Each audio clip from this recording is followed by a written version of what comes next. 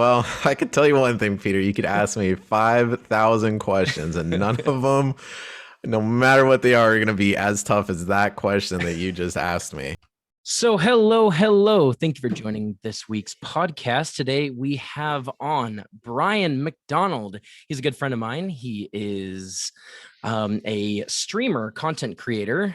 He has content on Twitch as well as YouTube, and you can find him under the username Coach O'Bubby. Handle the handle Coach O'Bubby. I know what it is. All right. So go ahead and tell the listeners a little bit about yourself. So I've been playing League of Legends for about 8 years. About 2.5 years into it, I started coaching it. I'd always been pretty good at pretty much any game I played and helped other people, even in like elementary school. You know, when I was in second grade, people were like, how do you beat Ocarina of Time? Like, I'm stuck. Like, what am I supposed to do in Majora's Mask? And I'd have like fifth graders coming up to me when I was in second grade. I'd be like, oh yeah, you just go here and you do this and you do that. And I set like world records on Mirror's Edge when that game first came out, and always been like a hardcore, you know, Dark Souls type player. So I've always just been pretty hard into it. And I thought, yeah, I'll try my hand coaching. I did really good. I started just for free coaching like diamond teams, and back then, you know, 4, 5, 6 years ago, just for fun. Never really knew it was like a profitable thing. I could make money coaching, so I never pushed for it. About a year and a half to 2 years ago, I was like, wait, people make like $20, $30, $50 an hour coaching? Like, okay. So I started coaching for $10 an hour, and a lot of people like that. I shortly afterwards found out I did not like doing it for $10 an hour because minimum wage is $14 an hour where I live. So that feels pretty bad. So I started doing it for 20. Sure. Had a lot of success with that. I started streaming. Figured, well, I could just coach on stream. So I started doing that too. My stream started blowing up on Twitch TV.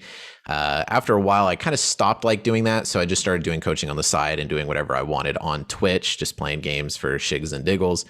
And then I actually got picked up coaching platinum and diamond teams for professional esports, or I guess more so amateur esports, but you know, orgs that pay like an actual salary to coach their teams. Had fun with that for a while. Nice.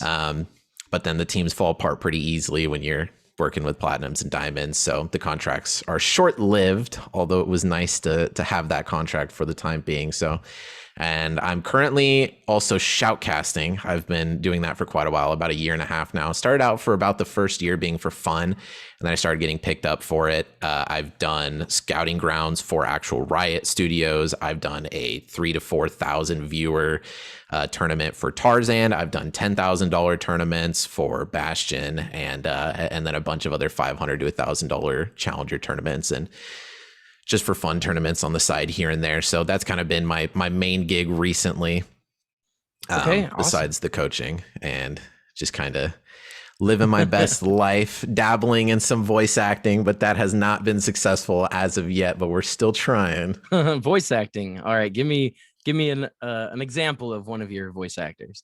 So I don't have a lot of ones that I do outside of League of Legends, but I have a few League of Legends ones that I think are pretty good. So obviously with my deep voice, deep ones are easy. So I could do, you know, Darius. Ha! For Noxus, you will taste my steel. And then there's Grave. I got your darkness right here. You're staring down the wrong side of the barrel, son. And then some of the higher ones I can do like falsetto pretty easy. So I could do like Vagar if I move my mic away because it's pretty loud. Know that if the tables were turned, I would show you no mercy. Stop laughing. I'm evil. Stuff like that, just for fun. But it's pretty hard when people are like, oh, you voice act. Show me what you can do. And I'm like, well, I can copy this one game pretty well. And they're like, oh, so you don't do your own stuff? It's like, no. So everybody's like, well, you do good, but you got to have your own stuff. I'm like, sure. I don't know what my own stuff is as far as voice acting. I don't know how to just make a character and voice act it, but I guess that's what they expect of you. You'll fall into it. You'll find one that fits, that's for sure. So how many followers or subscribers, you know, do you typically have in a month, or how is that tracked on those platforms? So I started getting into YouTube recently, and that's very slow. that's brand new to YouTube, so that's very slow. All right. Twitch, when I was doing the coaching, I was hitting between 200 to 300 followers a month, 50 subscribers at first, 100 by the end of the coaching on stream first year. I was hitting 200 to 300 subscribers a month, 300 to 400 followers a month. Active views were between 50 to 100, very promising path to partner. Didn't really like it, so I stopped doing the coaching. Doing variety streaming, I get maybe 20 to 30 follows a week, or 20 to 30 follows a month, so quite a big drop. But it's people who stick around a lot more. And then I get about 40 to 50 subscribers, but they're all regulars instead of people who just got coached and, just feel inclined to subscribe one time, for that coaching session kind of thing. So you're not huge with, say 100,000 viewers, like some other Twitch streamers, but you're not small, with only say 3 to 10 viewers a night. You do pretty well, but you're not say like the top, 1%, but you do okay. As far as actual Twitch statistics go, just by being a consistent streamer, that actually puts me in the top 1.5% of all Twitch streamers. Oh, okay. So anybody who's ever at any point in time clicked go live on Twitch TV from the beginning to now, I, as a consistent streamer, are immediately, even with 3 followers or 3 viewers a stream, in the top 1.5%. Partnership is actually the top 0.01% of streamers. So it's a very niche category for, success of being partnered. Partner doesn't mean anything. Twitch doesn't pay you for being partnered. It's just a title. But as of right now, being on the lower side of my streaming career, changing my stream, hitting 10, 15, 20 views a stream, 2 to 3 follows, 3 to 4 subs a stream is, I would say, pretty average. Most people that stream want to at least get to that point before they feel satisfied. So I've kind of reached the point of satisfaction on Twitch where it feels satisfying enough that if I never improve past this point, if it's something I enjoy, then I'm able to continue doing it. That makes a lot of sense. Okay, so you said that you were a coach for one of the video games, League of Legends. It's an online. Tell me a little bit more about that game particularly, and then the ranking system, like why someone would benefit from having a coach. You talked about Platinum, Diamond, Challenger. What does that mean to someone who doesn't know about the game? Okay, so League of Legends is a 5v5 MOBA. I don't remember off the top of my head. MOBA, is it Massive Online Battle Arena? Or I believe so. Yeah, I believe that's what I think that's what MOBA stands for. Although it's only 5 versus 5s. There's some modes. Used to be some modes that were 3 versus 3. They change it, but the most part, there's one game mode. It's called Summoner's Rift, 5v5. Each person has a designated role. There's 5 different roles. You have your traditional tank, assassin, mage, archer and support type character, but you can change it a bit here and there. The game is, the way I like to describe it is it's a strategic 5 versus 5 game of chess. And the reason that I say that is because a true chess master will always know that sacrifices are a part of the game. You will always be losing something while your opponent is benefiting from something. But what you lose can also come from a greater benefit than the immediate benefit they gain. Say in chess terms, they take your pawn with a knight, you take their knight with your queen, they take your queen with theirs, and then you take their queen with a knight. You lose a pawn and a queen, they lose a knight and a queen. And you think, well, that's barely a step up. If you do that 5 times, you win, right? So that's kind of the way. So, there's a lot of different elements to the game. There's minions, which people call creep. Killing them gives you gold. Gold gives you items. Killing them also gives you experience, and experience gives you a huge increase in base stats and more abilities. And then having higher levels than your opponents, more abilities, more items is a very huge deal. If somebody is a lot worse than you, but they have way more gold, they have way more items, way more levels, stuff like that, they'll still beat you. So there's a lot of tactical strategy to what you need to do versus how much you gain from it, and a lot of planning ahead done. And then there's the 5v5 aspect of there's 4 other people on your team and 5 total people against you trying to do the same thing. So you have to learn how to work alongside 4 random people, not in a voice call, against 5 random people who are also not in a voice call. So that sounds a whole lot like a sports team almost, but like online. So, I mean, is there any kind of like money making opportunities for, say, professional players of this Yes. esport? Yeah, You want very, to go very into a big. little bit about that if you know? In America, the average person contracted to an esports org, which do get sponsorships the same way. It's basically like NASCAR, but for online video games, right? You get sponsored onto a gaming company. So let's say Cloud9 is a gaming company, or TSM, or Dignitas, or any of these gaming companies. They're like NASCAR. So you join one team, but then they're sponsored by Oreos and Mountain Dew and Manscaping and, everything else. So you get a bunch of money from all these independent sponsorships all pooled together. You're contracted. Usually it's half year to full year contracts. The average in America is 200,000. You go towards Europe, it's upwards to 500,000. And in China and Korea, it can be between $1 to $2 million a year, translated into whatever their money system is. But in American dollars, a Korean professional player works 40 to 60 hours a week, plus has to play in tournaments. And they can make $1 million to $2 million. Even a rookie can start at almost $1 million. So a lot there. Wow. The amateur scene, the only real money you make not on pro teams is either through sponsorships only, which can be $10,000, $20,000 a year at most, and then winnings from tournaments. Tournaments average between $1,000 to $10,000 for the amateur scene. So if you're really good, you win all of them per tournament, and then split 5 ways plus coach, so 6 ways. It's so funny, they always split it to 10,000, 1,000, 5,000, 10,000 are the increments, but the coach always has to make pay too, because there's a person coaching the team. So it's Absolutely. Like, 10,000 split 6 ways. Like, that's not an easy number. Make it 12,000, make it 6,000, make it 1,200 or something, right? Easily divisible by 6, but never easy. So like sports, say football in America or basketball in the NBA, like there are these professional organizations that play in these leagues. They're real jobs for these entertainers in a sense, but they're athletes and they have to keep up a competitive edge on their opponents or the opposing teams. And so, but there's a lot of money to be made there. And if you're the best of the best, you can, they're $20-30 million contracts for these athletes. Is that so you were saying that there's not that level of earning potential right now, but there is a lot of money to be made if you are the best in this scene?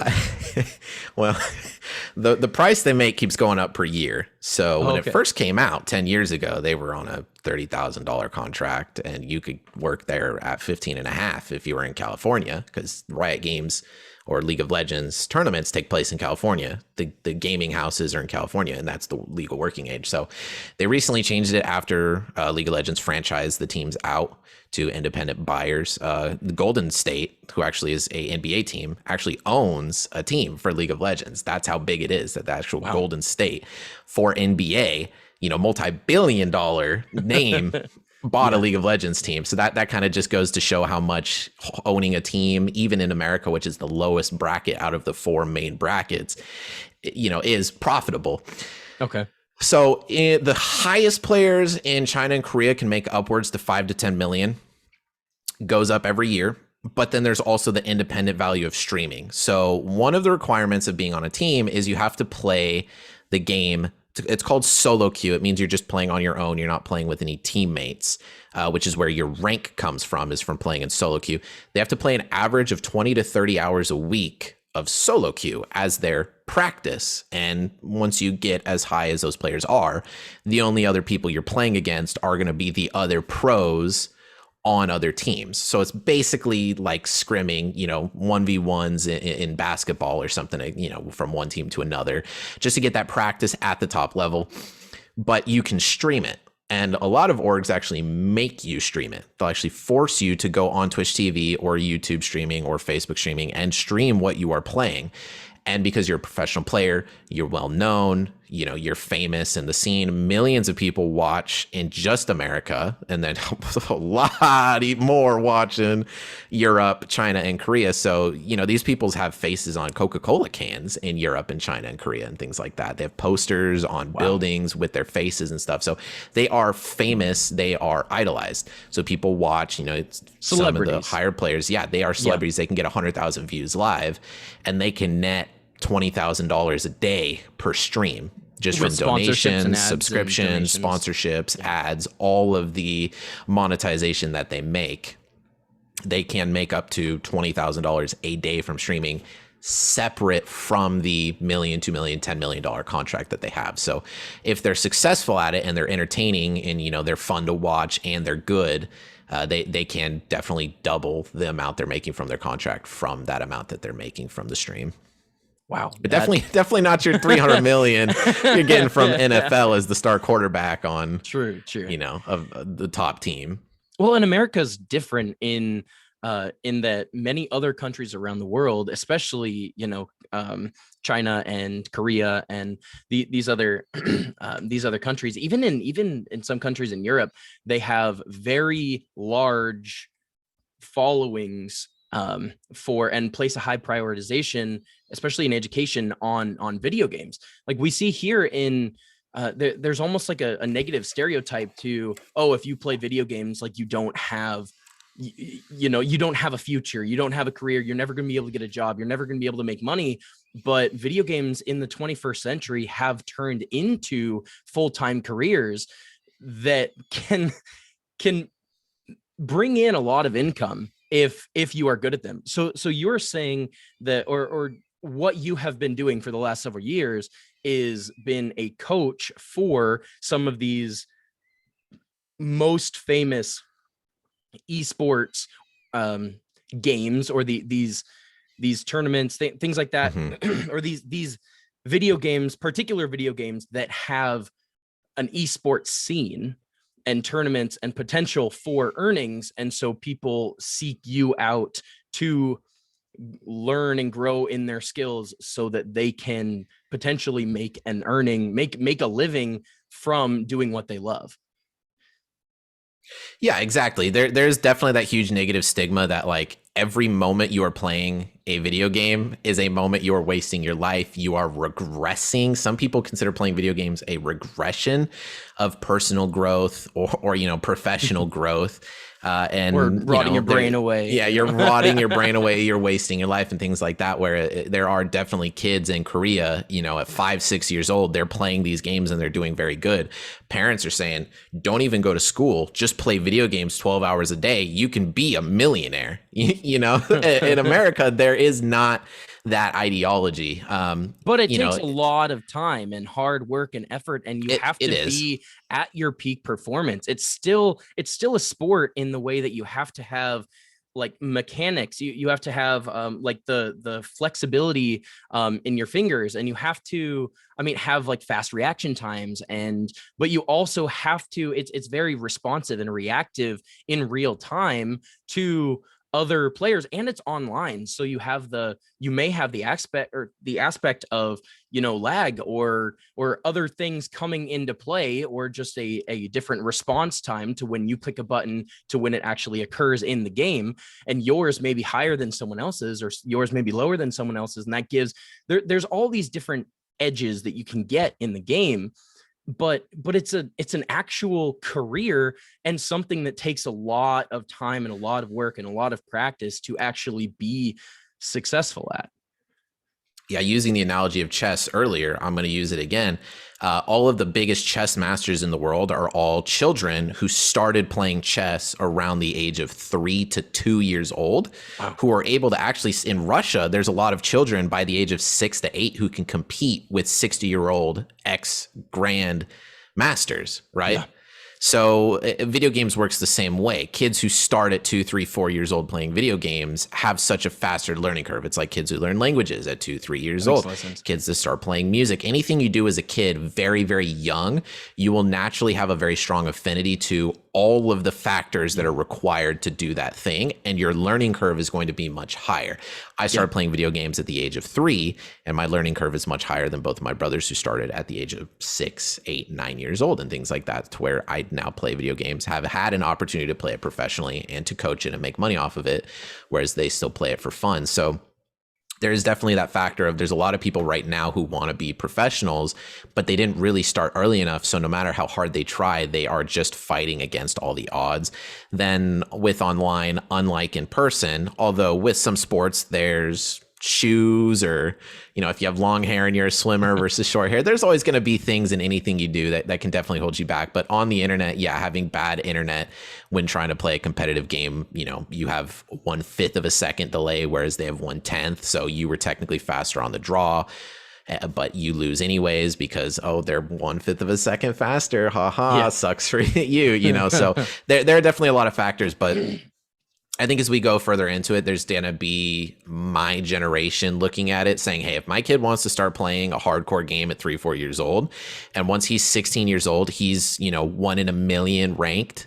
You know, there's only 400 people out of 3 million that are higher than him in this video game, and there's a pro scene for it. Sure. You know, don't play sports in real life. Don't hang out with friends. If you want to go to school, come home and just play video games, go for it. I don't think I personally agree with dropping out of school for video games, just because there's not a 401k, there's not a retirement plan, there's not insurance or anything with it. You know, it's not as reliable as maybe a high school diploma can be, or college degree in some of the upper echelon states. But definitely it's going to change quite a bit in the next coming years, to say the least. And you were saying earlier how the ranking system works. So in League of Legends, there's iron, which is the lowest, then bronze and silver. Those 3 groups highlight the bottom 60% of all 5 million people who play League of Legends. Then that includes average players, because average players are around 50%. So if you're in the bottom 3 tiers that you've gone through so far, you're average, slightly below average, maybe at the bottom, but that includes your average player is in those bottom ranks. Yeah, and those are considered low ranks in the game, especially for the pro scene. You are incapable of becoming a pro player at that rank. So the average person is not even considered eligible, maybe at any point in time, for being on a pro team in those ranks. Then you get the average ranked or desired rank, which is gold. That's what's sought after, but again, not considered anything to the higher tier players. Platinum is the bottom of the high tier. You have diamond. When you hit diamond, you're the top 1% of all players. Then you have masters, grandmasters, and challenger. Challenger is top 500 players in your region. So the regions are North America, Western Europe, Eastern Europe, China, and Korea. Those are the regions, at least, that have pro teams. There's other regions like Brazil and Oceania and places like that, but they don't have pro teams on them. Oh, okay. But yeah, when you hit the top 500 and you can hit challenger, you're almost guaranteed to try out onto a pro team. If you're diamond, if you're masters, grandmasters, and you're good enough or well known enough, you can still get tried out. But you have to at least be diamond 2 to be on a team, period. That is actually League of Legends, Riot Studios code or law for being on a game. That is their official rulings. You have to at least be diamond 2. So there is a requirement from the game itself for being on a pro team too. So the rank does matter. And you say, why do people pay for coaching? Well, if you're diamond 4 and you can't climb, the tiers are 4 is the lowest, 3, 2, 1. And then when you promote from 1, you climb to the next one. So if you're diamond 4, you promote to diamond 3, diamond 2, diamond 1. If you promote from diamond 1, you bump up to masters, up to grandmasters, up to challenger, right? So if somebody's stuck at diamond 4 and they cannot hit that diamond 2 mark to become a pro, they've tried for 3-4 months, they've played hundreds of games, they can't seem to do it. The only thing to turn to, YouTube videos, which help a little bit, or a one-on-one personal private session with a coach and voice call, watching what you're doing, coaching you personally, is the best step from there. And you pay, I charge $20 an hour. My subscribers on my Twitch, $16 an hour as a deal. Some people charge $50 to $100 an hour at the top coaches. The ones who coach pro players charge $100 an hour to coach those pro players. But they're $1 million contracts; they can afford it. Yeah. But every pro player has a coach. The teams have a coach, so they're coached as a team how to play together as a 5-man team, and then each person individually is coached. So It's very common if people want to hit that gold mark just to be above average, or they want to be a pro and hit above that diamond 2 mark, they pay for coaching to try and get to one of those 2 tiers. One for saying, hey, I'm gold, I did it, I'm above the average, or saying, hey, I'm diamond 2 or higher, I can be on a pro team. Okay, awesome. So let's take a little bit of a step back here. I know that you had said that the ages, I mean, you can start, playing soccer when you're 3 years old. You can start, like your first experience or your first confronting, for lack of a better word, of these experiences when you're very young can help absolutely with that learning curve, because you're absorbing so much information, you're creating brain pathways, things like that. So I know when I was young, I started playing chess and I started learning from a grandmaster who attended my church. And I mean, middle school, I got to the point where I couldn't lose to him anymore. And he he had, I mean, he was 60s, at this time, 60s, 70s. But I was able to compete at that level in my early teens, if that. So I really like what you said about that, is that there's a very limited window to when you have to be exposed, I guess, to this kind of career field per se. If you're going to have that level of success, there's a lot of like say Olympic swimmers that started swimming when they were 1, 2, 3 years old, and they've been doing it for 20 years, and now they're the best in the world because they they were literally born and raised doing it.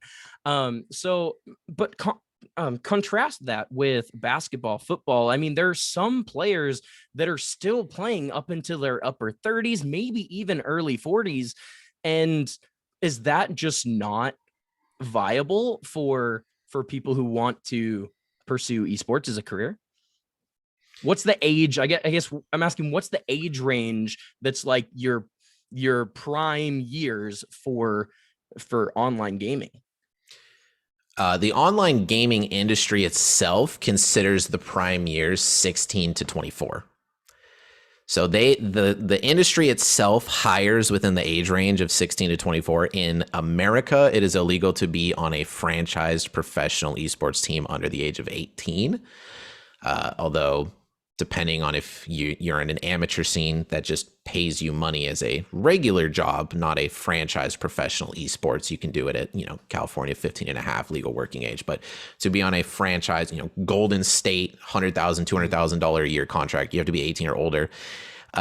Most players stop, or they say that they're retiring by the age of 24, 25. There was one player who went by the name of Elimination. He retired at 31.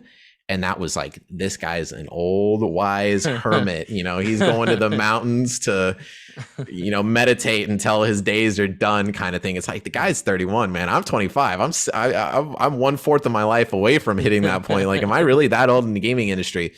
But that doesn't mean that you can't do it if you're good enough. So one of the best players in Korea, his name is Faker. He is over 25 now, and he is still considered one of the best players, but he is not the best player anymore. There is a certain degree where to be the highest tier, to have the best everything, I do think you do have to be young and fresher compared to a sport like basketball or football.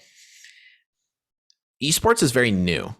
So we are in the first realistically 5 to 10 year cusp of it being established, although making a profit off of tournaments or being on a team has been around for 20 years, give or take. With realistically, games like StarCraft and it has been some other named an official esports. You will find it on ESPN. Esports. It was given that title about 5 years ago, so Okay. it's very new. There's a fighting game that I want to use in this analogy, Super Smash Bros. Melee, the one that was on the GameCube. Now that game has officially been out for 20 years. There was a phrase that was coined for the game, 20XX. And I'm not exactly sure what the XX comes from, but it was essentially saying that the game will always be evolving, even though nothing about it changes.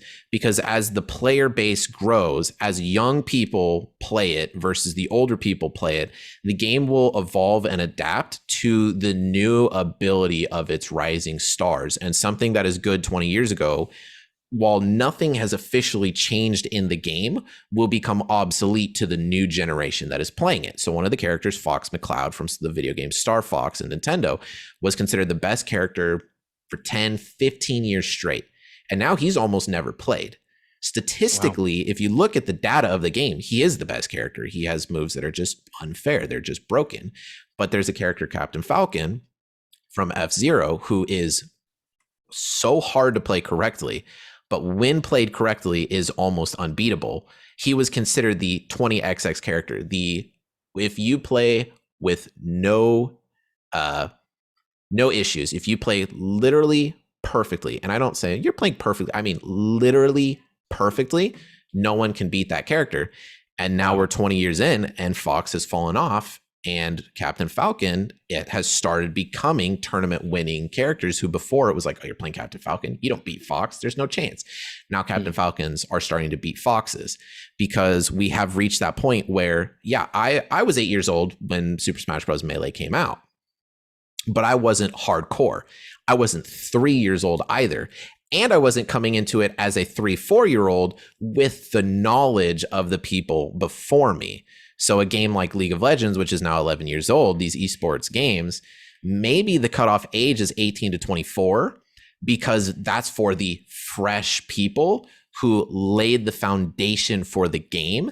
That's just the cutoff range of after 24, you're technically out of your prime. Even really as a human being, your cells start dying slightly slower than they regenerate. By 25, your brain slightly starts deteriorating. You learn slightly slower, but it's possible in 20 years from now, kids who start at 3 years old can still continue getting better upwards into their 30s, because the foundation and groundwork of professional esports video games has been so much more established. Okay. So it's hard to say for sure, but at this current point in time, yes, if you do hit 25 or older, you are kind of like looking at the axe, man. Like, are you going to pull the trigger? Like, do I get another year of work? Like, so they all can go into being streaming on Twitch TV, YouTube, Facebook, etc., because they are celebrities. So yeah, they get 3 years, they're axed. Well, they're still famous. They're still really good, still top 500 in the world or whatever. So they can go on to stream and make their $200,000, $300,000 a year from that, minus the 300,000 or 300,000, $500,000, $1 million contract. So they can still definitely make a living. And there are streamers who are upwards to their 60s making hundreds of $1,000s a year streaming on those platforms too. So it's not a dead end after 25. But at this current point in time, yes, after you hit about 25, that is when it is becoming like very dangerous to continue trying to be in the esports scene. Interesting. I kind of am drawing a few parallels here. So gymnastics has a very short time when you can be at your prime because of the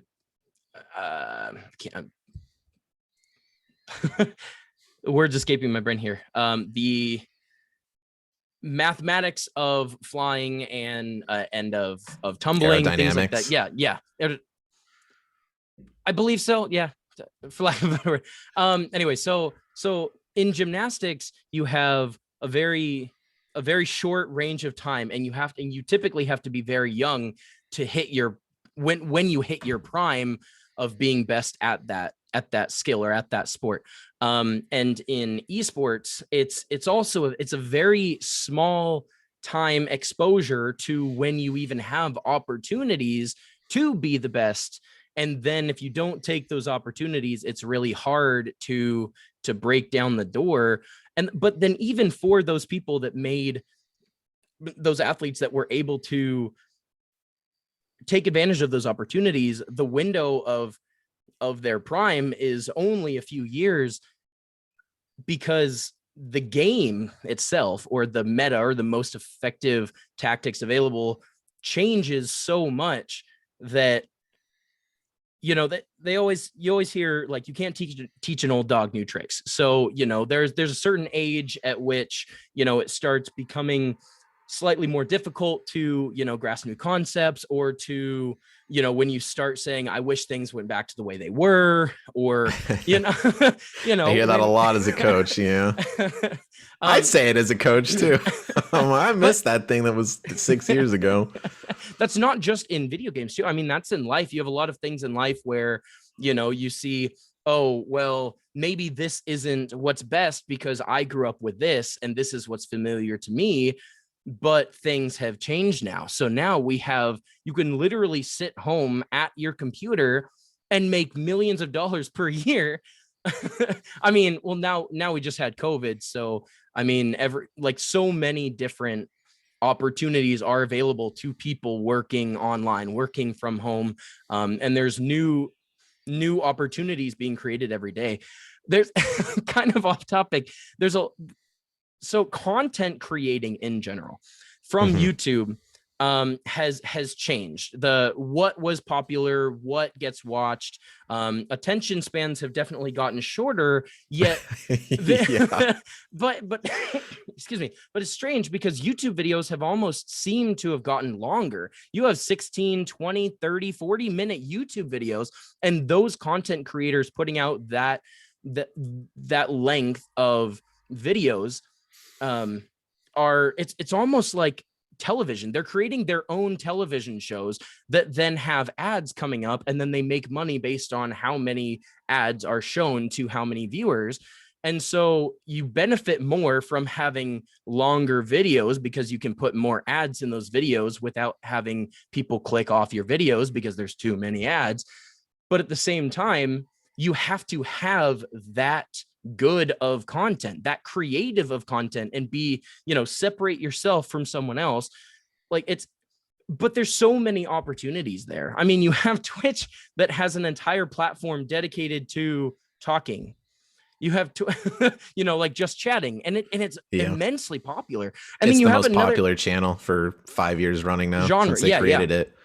And they also have hot tub streams now, and so you can just freshly installed hot tub streams, or anyone else, in a hot tub, and just talk to viewers, and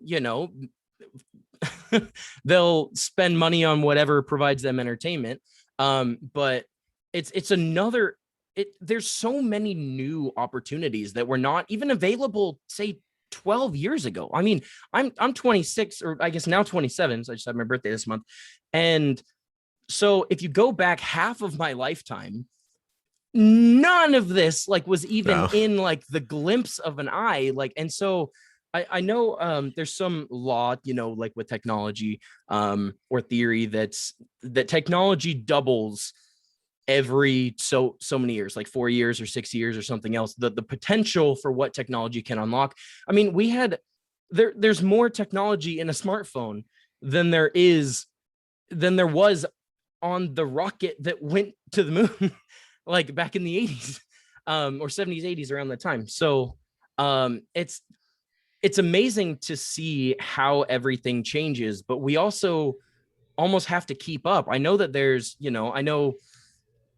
likely a lot of parents out there that are trying to raise their kids and they're just lost or stuck. They feel like they want to do this, but I don't really see this being, something that they're likely to make a living off of, or be able to afford a house off of, or be able to take care of a family or raise kids. But it's what they're passionate about. It's where it's that will they find a way to make this monetized for them in a way that's enough to provide. And so I like what you said about schooling. I've found I've recently realized through talking with many people that schooling isn't necessarily what you're taught, but you're taught how to think. You're not taught what to think necessarily, but you're taught how to think, especially like at like post-secondary education. If you step onto a college campus, or you step foot in a lecture, they're going to go over topics, but then you are given the opportunity, or you're asked to break down, these different topics and make inferences from them, and, have these deductions here and here. But they're teaching you how to think. And I feel that it almost seems like what the amount of information that there is to learn now is, I mean, I remember my parents, like, algebra was something taught in college. And we had algebra taught in 8th grade, and my cousins were even able to take it at 7th grade. And so now, and so I was taking trigonometry and college algebra, or calculus, or pre-calc, calc 1, calc 2, calc 3 in high school. And then so what you learn may change over time, but everyone to a certain degree needs to be educated in the way to look for opportunities, seize opportunities, be creative, and explore. And if we are to pursue our dreams, because it's what we're passionate about, it's what we're most likely to stick with, it's what we're most likely to want to surround ourselves with. And that's how you become successful, is you surround yourself with everything that you enjoy almost. And then you find a way that either hasn't been done before, or you find your own way to make a living out of it. And it's just interesting to see that contrast between, even parents or adults that are, 10, 15, 20, 25 years older than our generation, seem to really like miss how many opportunities and untapped potential, like, opportunities there are that exist in the world today. Like 2021, 2 years ago, we had no idea, what would even that, what was it, 25%, 20%, 15% of people would be now working from home. It's whether it's a call center, whether it's, office work, whether it's, the opportunities almost seem endless at a point. So I guess my question is, when did you finally come to a point of realizing that this is what you enjoyed, or this is what you wanted to do for a living, or this is what you wanted to do for a career? How many different jobs did you have to go through to get to this point? And are you even sure that this is what you want to do for a career for the next 45 years of your life? Well, I could tell you one thing, Peter. You could ask me 5,000 questions, and none of them, no matter what they are going to be as tough as that question that you just asked me. I ask myself every day, at least 800 times a day, what do I want to do with my life? What is my exact passion? What is my exact goal? How do I implement it? How do I make a profit out of it? How do I get a retirement plan out of it? How do I get insurance, or enough money to just pay for insurance independently out of it? And so I've worked a total of 15 jobs in my life, if I include coaching independently, coaching a team, streaming, shoutcasting, and that you've YouTube, received a paycheck for. Individual jobs that I've all of those of which I have received a paycheck for. I technically have worked 20 jobs that I've received an official paycheck for, that I have to pay back on my taxes at the end of a year through a W-2. Okay. And do these count as self-employment income? I mean, tangent, or some of them are self-income. Yes. So Okay. anything on the internet basically is self-employment. Twitch, YouTube, just technically like donations through coaching, things like that are all under the category of self-employment. So it's not like you would provide your social security number, and then the corporation or company who's paying you would then set aside a certain amount of taxes, on your behalf to then report to the IRS. It's all you, in a sense of you have expenses, you have viewership that you're trying to meet client demand. You are, you have income sources that may be sponsorships, maybe platforms, something else, but then you set your own hours, you set your own content, you are your own boss in a sense. Yes and no. Everything you said except the Social Security, 401k, W-2, all that. Okay. You do have a very different kind of contract you have to sign with Twitch, with YouTube, even with like PayPal. for the types of gigs that I do, where they basically report all that I make, but there's no option to give any amount of it back in taxes. Okay. So this last year of taxes, I had to essentially do a very different form for my taxes towards everything that I made from Twitch, TV, and coaching. I did have to do my taxes on that. I had to give about 20% of that back to the government. I think it came out to about 18%. But yes, I did have to pay taxes on it, but it just wasn't set up for me, but Okay. it was reported. So I had to do a lot more taxes than normal. They were aware of how much I made, but they didn't make it easy for Yeah. me, and they didn't tell me how much That it makes was sense. that I made. Well, So, and you yeah. have to set aside. You have to consciously make the choice that, Mhm. you know, put this aside. This is not my money. I do not have access to this money. I cannot spend this money because this money is reserved for something else. I did not do And that. oh no, oh, no. So I'm like, cool. I made a couple $1,000s this year from streaming, and they're like, all right, you owe us $2,000 for that. I'm like, 2,000 or see? 200? 2,000. Oh wow, okay. 2,000 in taxes. Yeah, they're like, you owe Dang. $2,000 in that. I'm like, well, you see here, government, I don't have that. And they're like, well, okay, you worked at GameStop. I worked at GameStop full time almost the entire time. I was working 30, 40 hours coaching, up to Okay. 50, 60 hours streaming, coaching, all of that. I was also working a full-time job at GameStop, and so my taxes from that covered the difference, and I only owed $150 at the end.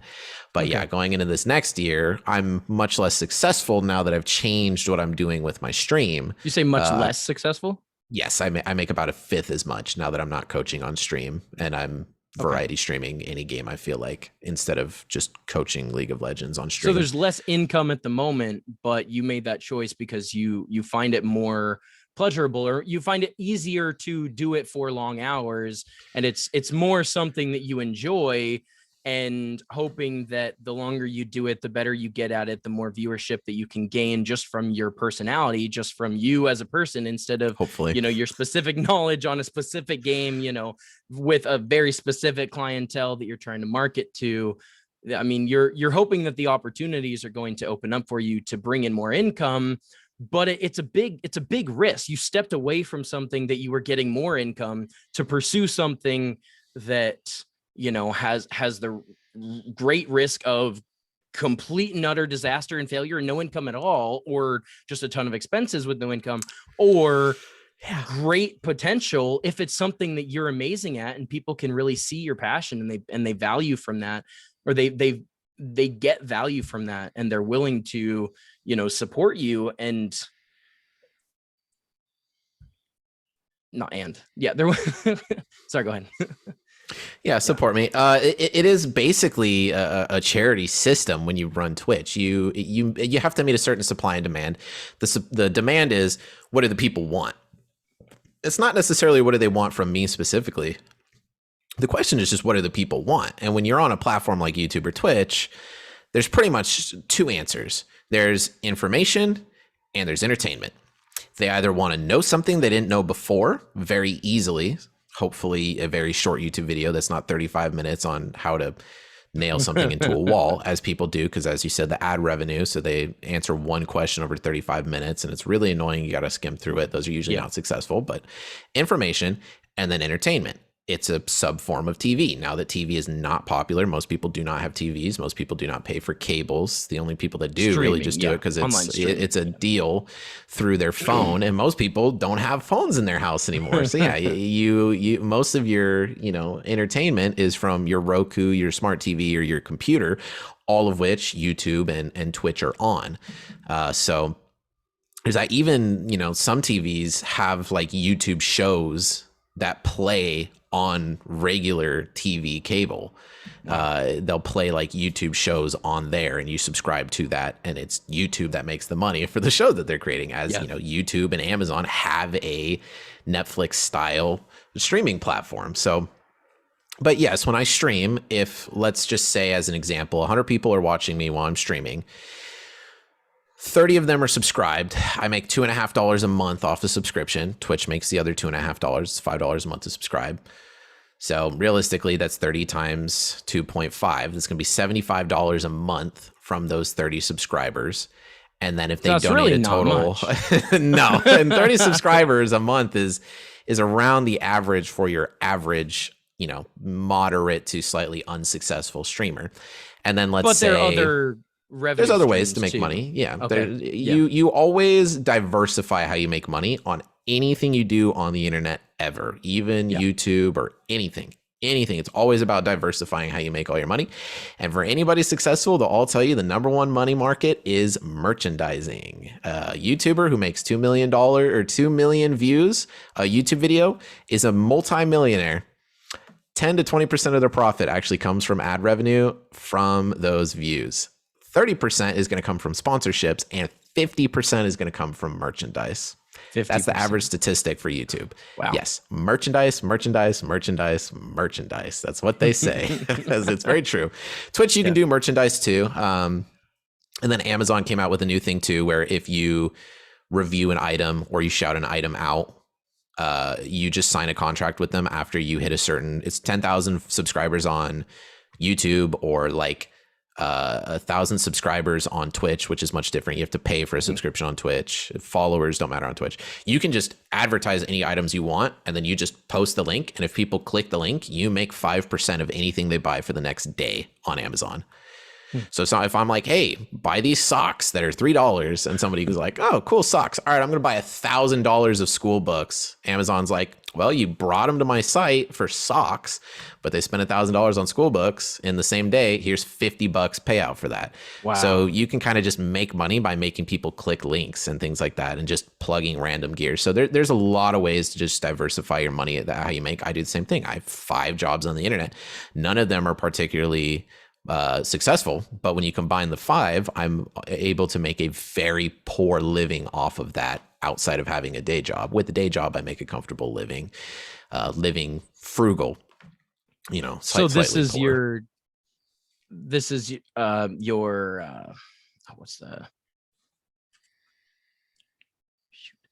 it's mostly a hobby. It's not a career at this point in time, but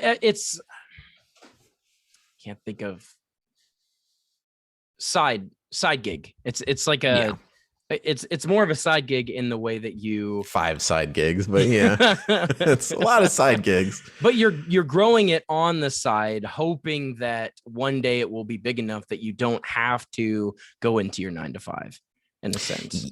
Yeah, if you look at any success story for anybody who made it big, pretty much none of them started trying to get big off of that. And one of the main reasons is I actually was let go from a government job when I first started streaming, and I had a nice paycheck coming in for a while. So I thought, well, I can buy the gear and I can afford to stream for a while. And then my living situation, once COVID hit with the COVID relief funds and unemployment and everything like that, I was like, well, I can do a few more months without having to have a day job. So I gave streaming a good 6 months with all my money coming in. And I went, well, I want to be as successful as possible. I don't care if I enjoy it as a passion. I want it to become a job. And that's what I was doing with the free coaching. And I was.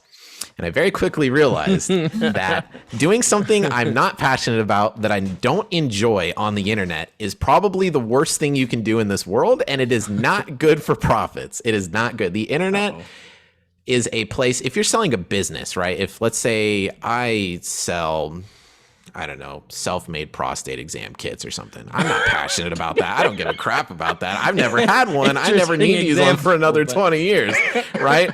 But if I can make $100,000 a year making that, it doesn't matter. That's selling a product. But when you're doing media, when you're doing entertainment, it has to be, on the internet, it has to be a passion first.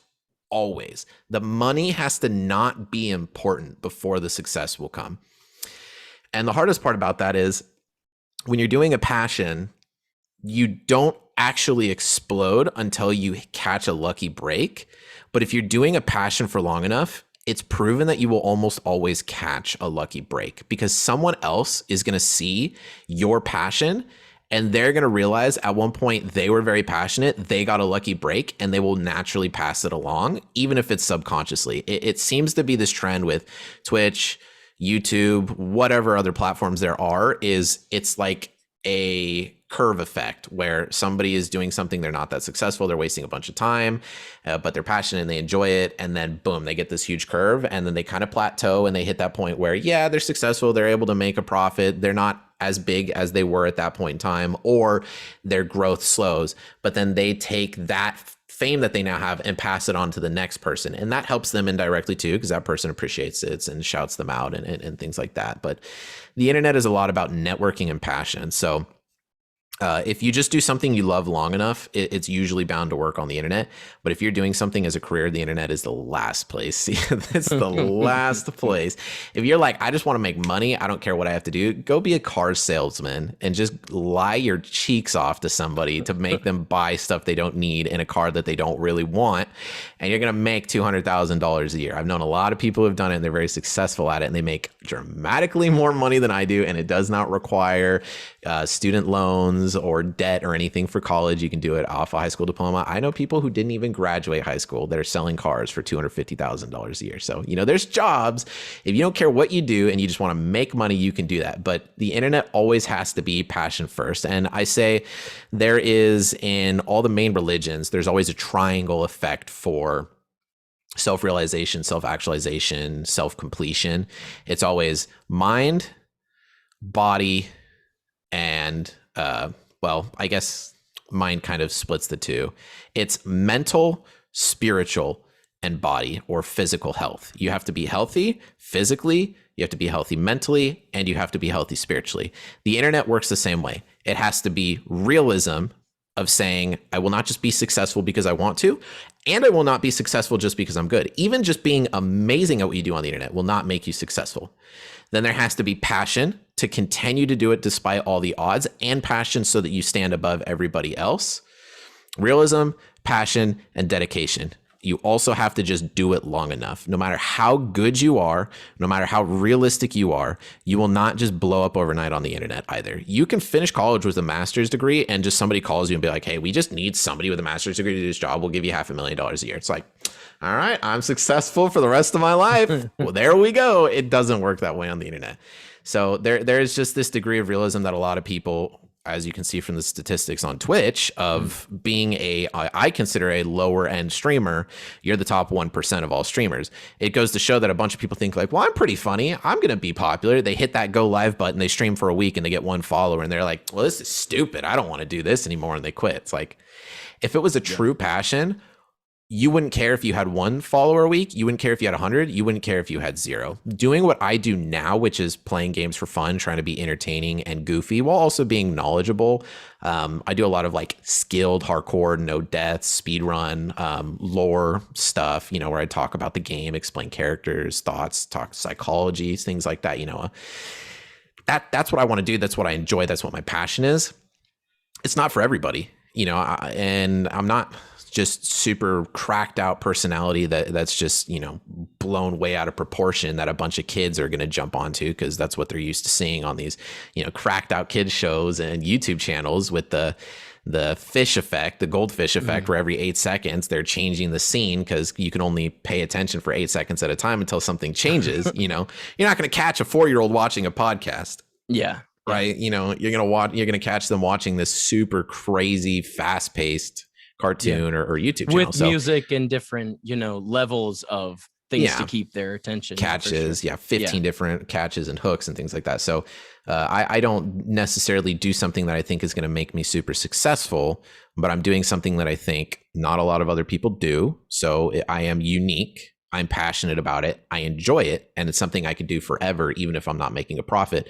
I would like to one day make a profit so I don't have to work a day job, but I've kind of come to the point where, I'd rather enjoy streaming and work a day job than afford to stream and not need a day job, but not have the passion for what I'm doing. Absolutely. Well, and I think that you kind of touched on a handful of points there. I'll kind of break them down one at a time. So you had said that you kind of have to get lucky to get a big break. I know that, Mr. Beast is one of the most popular, content creators, YouTubers. He kind of abuses in a successful way. The 8-second attention span. There's not, normally in most of his videos, there's not just one frame that you see for more than 8 seconds. And it's interesting how he's been able to be successful in that way. And he's done something that's completely set himself apart from everyone else. He was the first to do it. He's very successful and passionate at it. But how he does it is by bringing value to other people. And sometimes, that's $10,000 to this one person, $100,000 to this one person, or if you do this, or if you're able to outlast this, then I'll give you 1 million subscribers. And so out of nowhere, the random streamer, the random YouTuber just gets 1 million views and or more, 1 million subscribers. And so there is that component to it. I also like what you said about creating your own opportunities or creating your own luck, because if you do it for long enough, there's bound to be one of those opportunities that are going to present itself to you.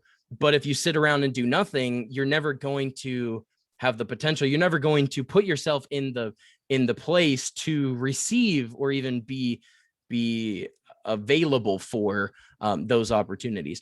I also like what you said about the dedication and the passion. And what was the third one? Dedication, passion, and Oh God, you put me on the spot no, here. no.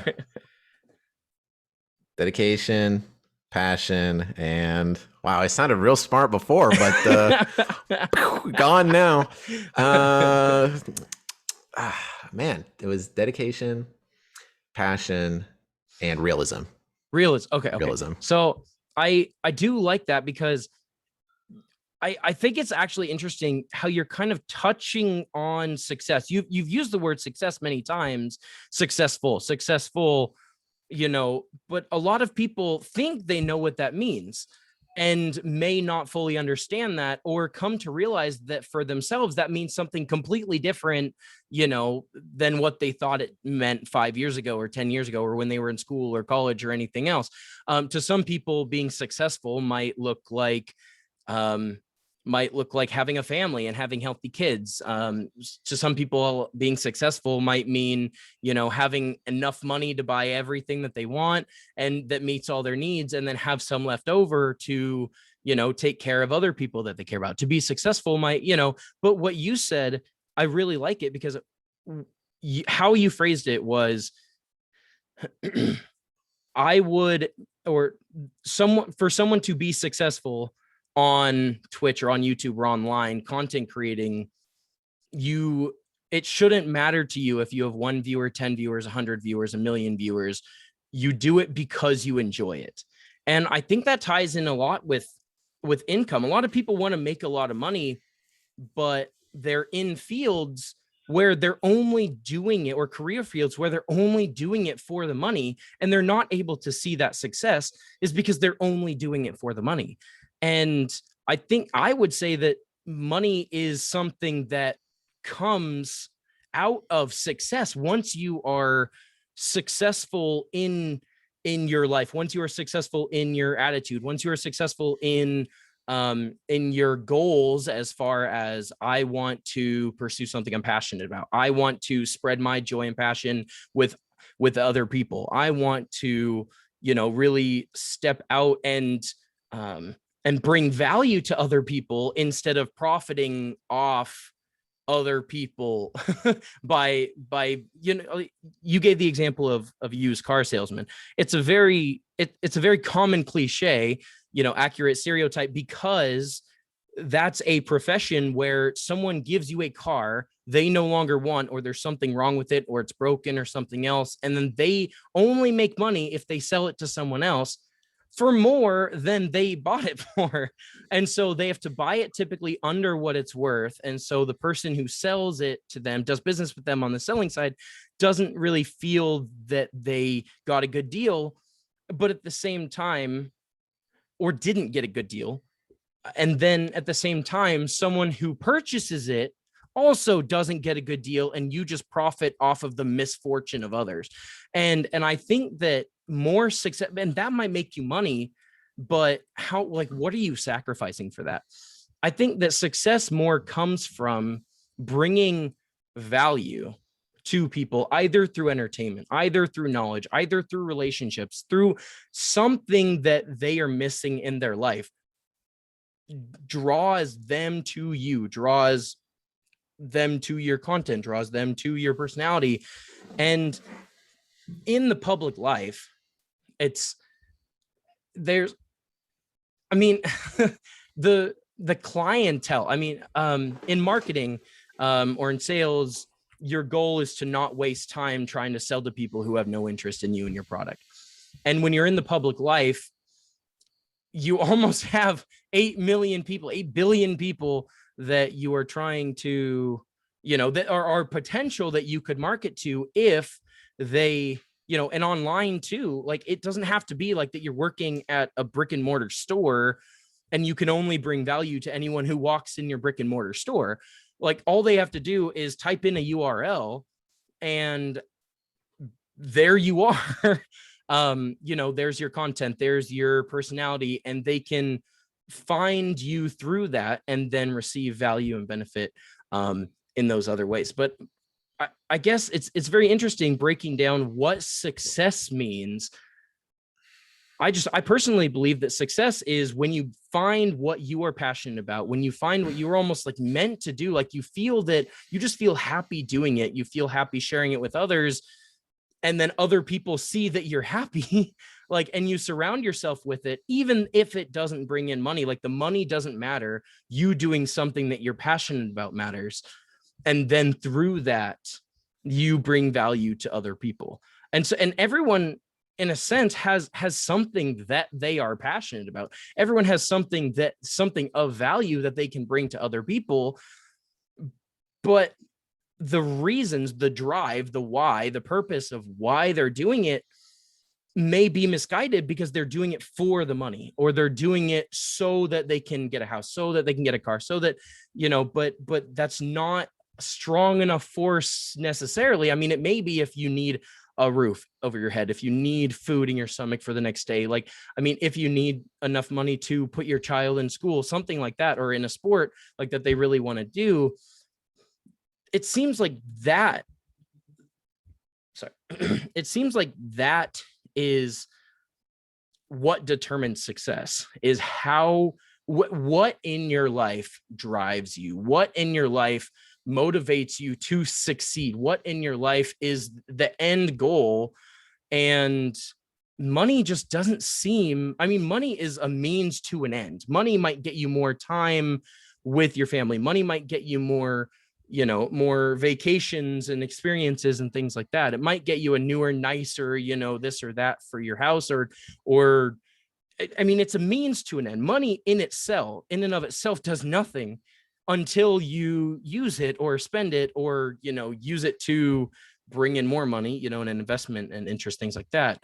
But the why, the drive, the purpose, I actually had a theater teacher at Western Oregon University, and he kept using the word dolphin.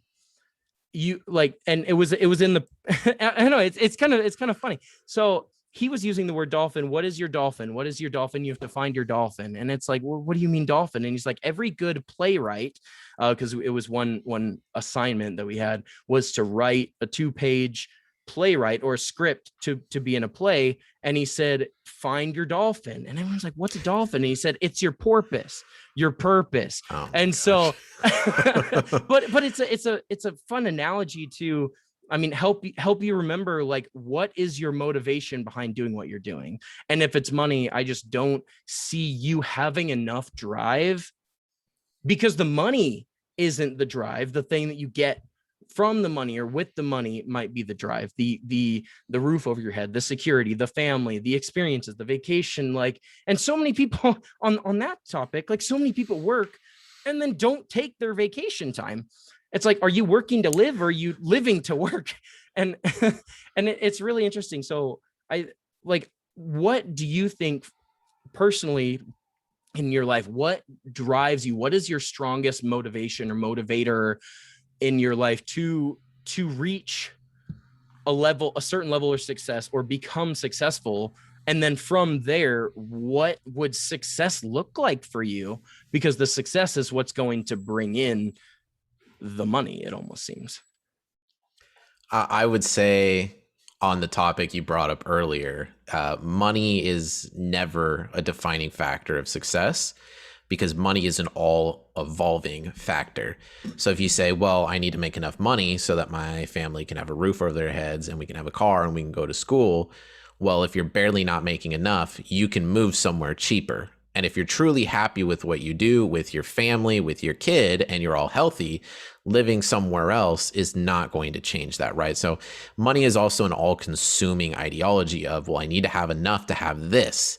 Now that you've targeted, this is what I need, you will always be stuck at that level of that is what I need money wise.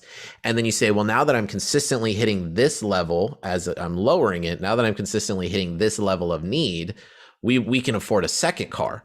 So now our need goes up here. And okay, well, I need to make more money because we need to have a second car. My wife has to have a car so she can drive to work. Okay, well, now my need is here and I've met this need. Now we have two cars.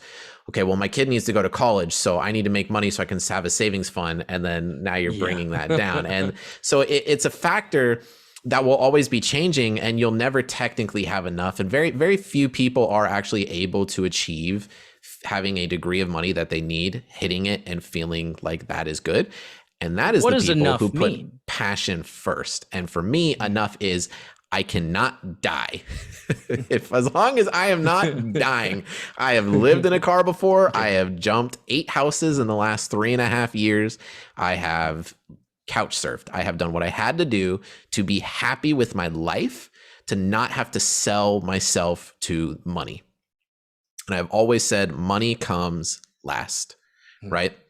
So I am a person who does not care about money. As long as I can eat one meal a day, as long as I can feed my kid once I have a kid one day, that is my defining factor for money. I thought you were about to make an announcement. Oh, no, I really hope there's no announcement here for a kid of any kind, please. If I do have a kid out there, I love you, but I hope you're not real. So anyways, moving on.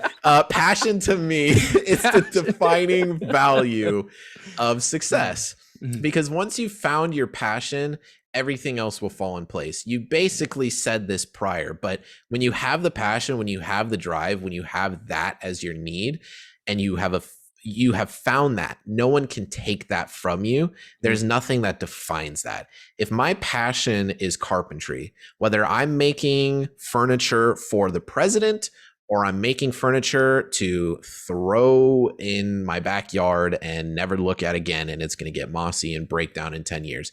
If I am happy, if I am fulfilled when I am making that chair, whether it's going to the president, whether I'm selling it for $100,000 to the Queen of England, or whether I'm throwing it back into a wood chopping machine and making something else out of the scraps, if I am happy, if I am fulfilled, I will spread that fulfillment to everyone else around me, to my wife, to my kids, to my family, to my friends, to everyone else. And I will be essentially someone that they will see as successful because I have achieved what my success is, which is the passion.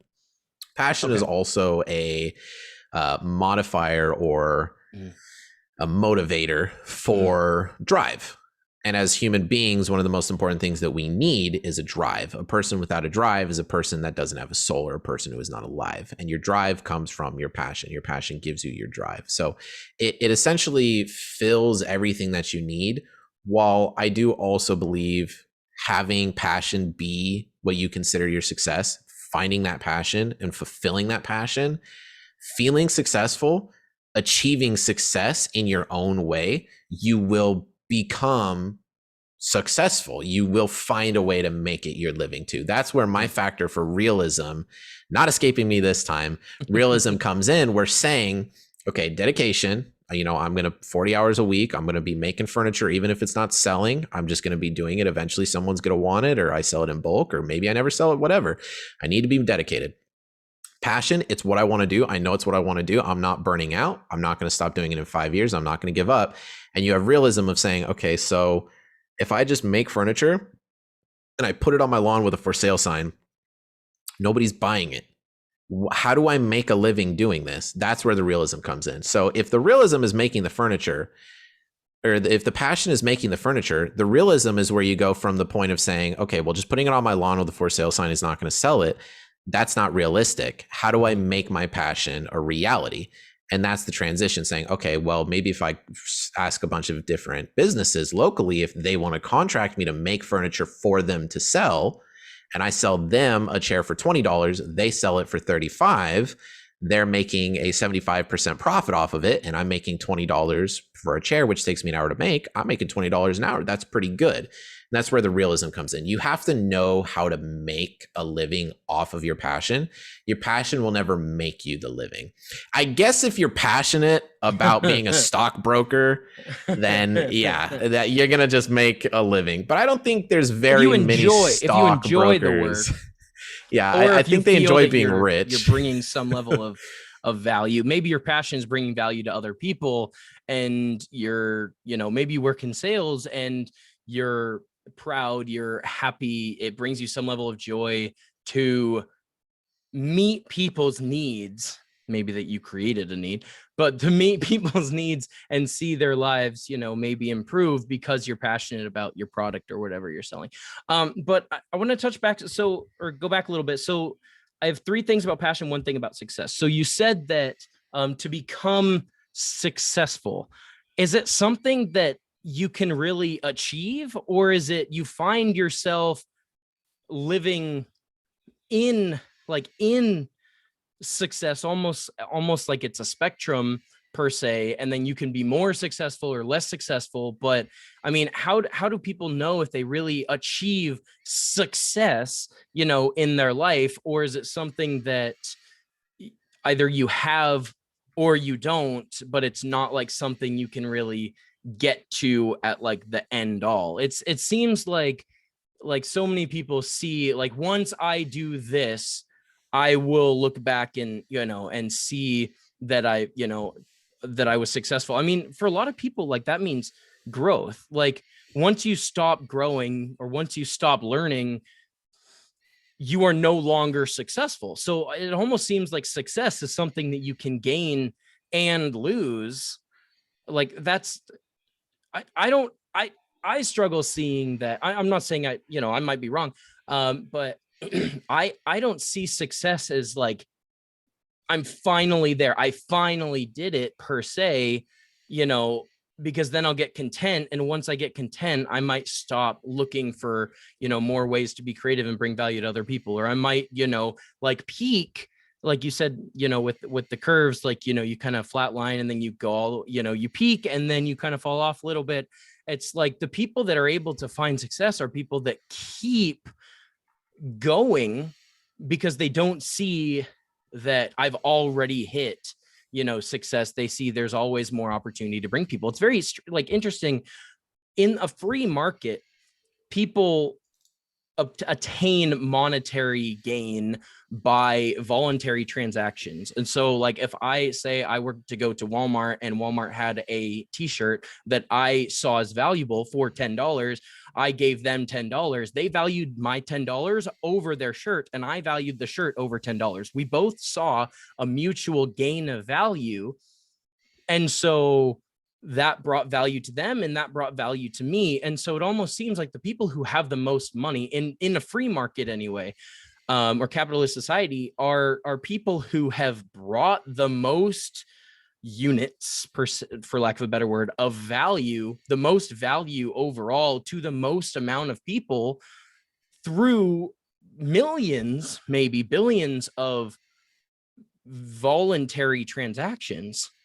Like on Amazon, there are many different platforms, and say the CEO of Amazon has provided a platform where billions of transactions can happen. Maybe he makes a tenth of a cent per per transaction, but over, because he brought that value to these people who are now, people have businesses on Amazon and people are, consumers on Amazon. He is now reaping part of that, that monetary gain due to the value he added to people. But say that there's a 15-year-old first job now working in a fast food restaurant, doesn't have a lot of work experience, maybe doesn't have a strong work ethic built up yet. And, he's kind of just entering, or he or she is just entering some numbers or hitting some buttons on on a screen, that, at a brick and mortar store, the potential for the value that you can offer people in that one position is so limited because maybe you're bringing value to your coworkers, maybe you're bringing value to a few customers or clients, maybe you're bringing value to your boss, but it's capped. But like if you're in the public life and you're on streaming and you're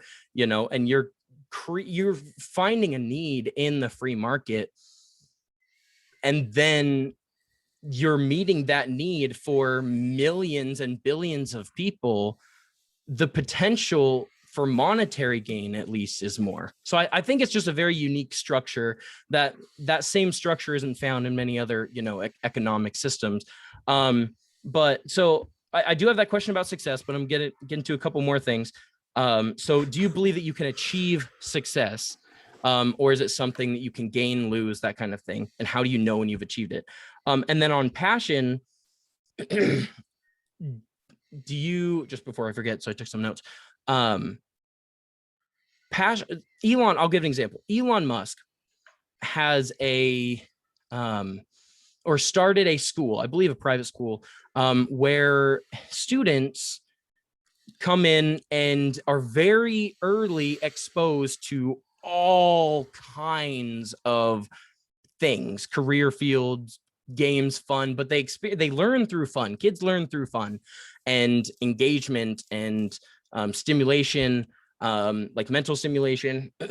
And if they're able to experience like intense emotion, whether extreme sadness or extreme pain or extreme happiness and joy, like they retain it a whole lot better and they absorb that information a whole lot better. So it's an environment set up to have kids experience their passion, but currently it's just in its very, infant stages. It's not, that's not what the public education system is. But it's a very unique idea in that people will find, or kids, students, children will find their passion early, maybe, and then just be raised or surrounded with everything that is in the field or relative field of that passion. And then everything in life, like that's their lens to view everything else in life. I think that's a very unique thing. And I'm excited to see where it goes from there. But if you don't have that, I have two questions. Like, where do you find your passion, or how do you find your passion? And then even if you're exposed to your passion, say 3, 4, 5, 6, 7 years old, 8 years old, or even 10 years old, and then you're surrounded with that, but now that's all you know or all you think about or anything else, even if it's what you love, like, can your passion change 15, 20, 35 years down the road? And are we almost doing them a disservice by exposing them to everything within a specific passion? Or are they going to develop even more of a passion for it because now they see how much potential there is within that, and that's all they know, and they enjoy it and they love it? So I don't know. I think it's interesting. So yeah, just those three questions. So like, can you reach success, like a point of success, or is it something you can gain and lose? And then do you have like, how do people find their passions? Or should we even worry about finding a passion instead of creating passion, because they can come and go and you may lose a passion for something and gain a passion for something else? I'm gonna have to take you one chunk at a time there. That's fine. I took down some those notes are all yeah. very complex, complicated, and fluid topics. The honest answer is they change from person to person. Yeah. So as a psychology major, I am a psychology major, by the way. Okay. I have years of experience working, interning in a therapy clinic. I'm a co-founder of a nonprofit organization that gives free therapy to veterans, firefighters, police officers, and homeless people. What's the name of that organization? Deep Life Solutions. Deep Life Solutions. Yes, it is only local to where I live, just outside LA County. But yes, it is called Deep Life Solutions. And then... they can dox you now. Well, good luck with that. And then you can dox me, but you can't take my passion. And then take all the $2,000 in his face. Yeah, some people it isn't, and some people it isn't. So, with my years of experience of schooling and college and practice and everything, it's just not an easy answer. So I'll start with the Elon Musk one first. So when you create a school like that, my passion was psychology.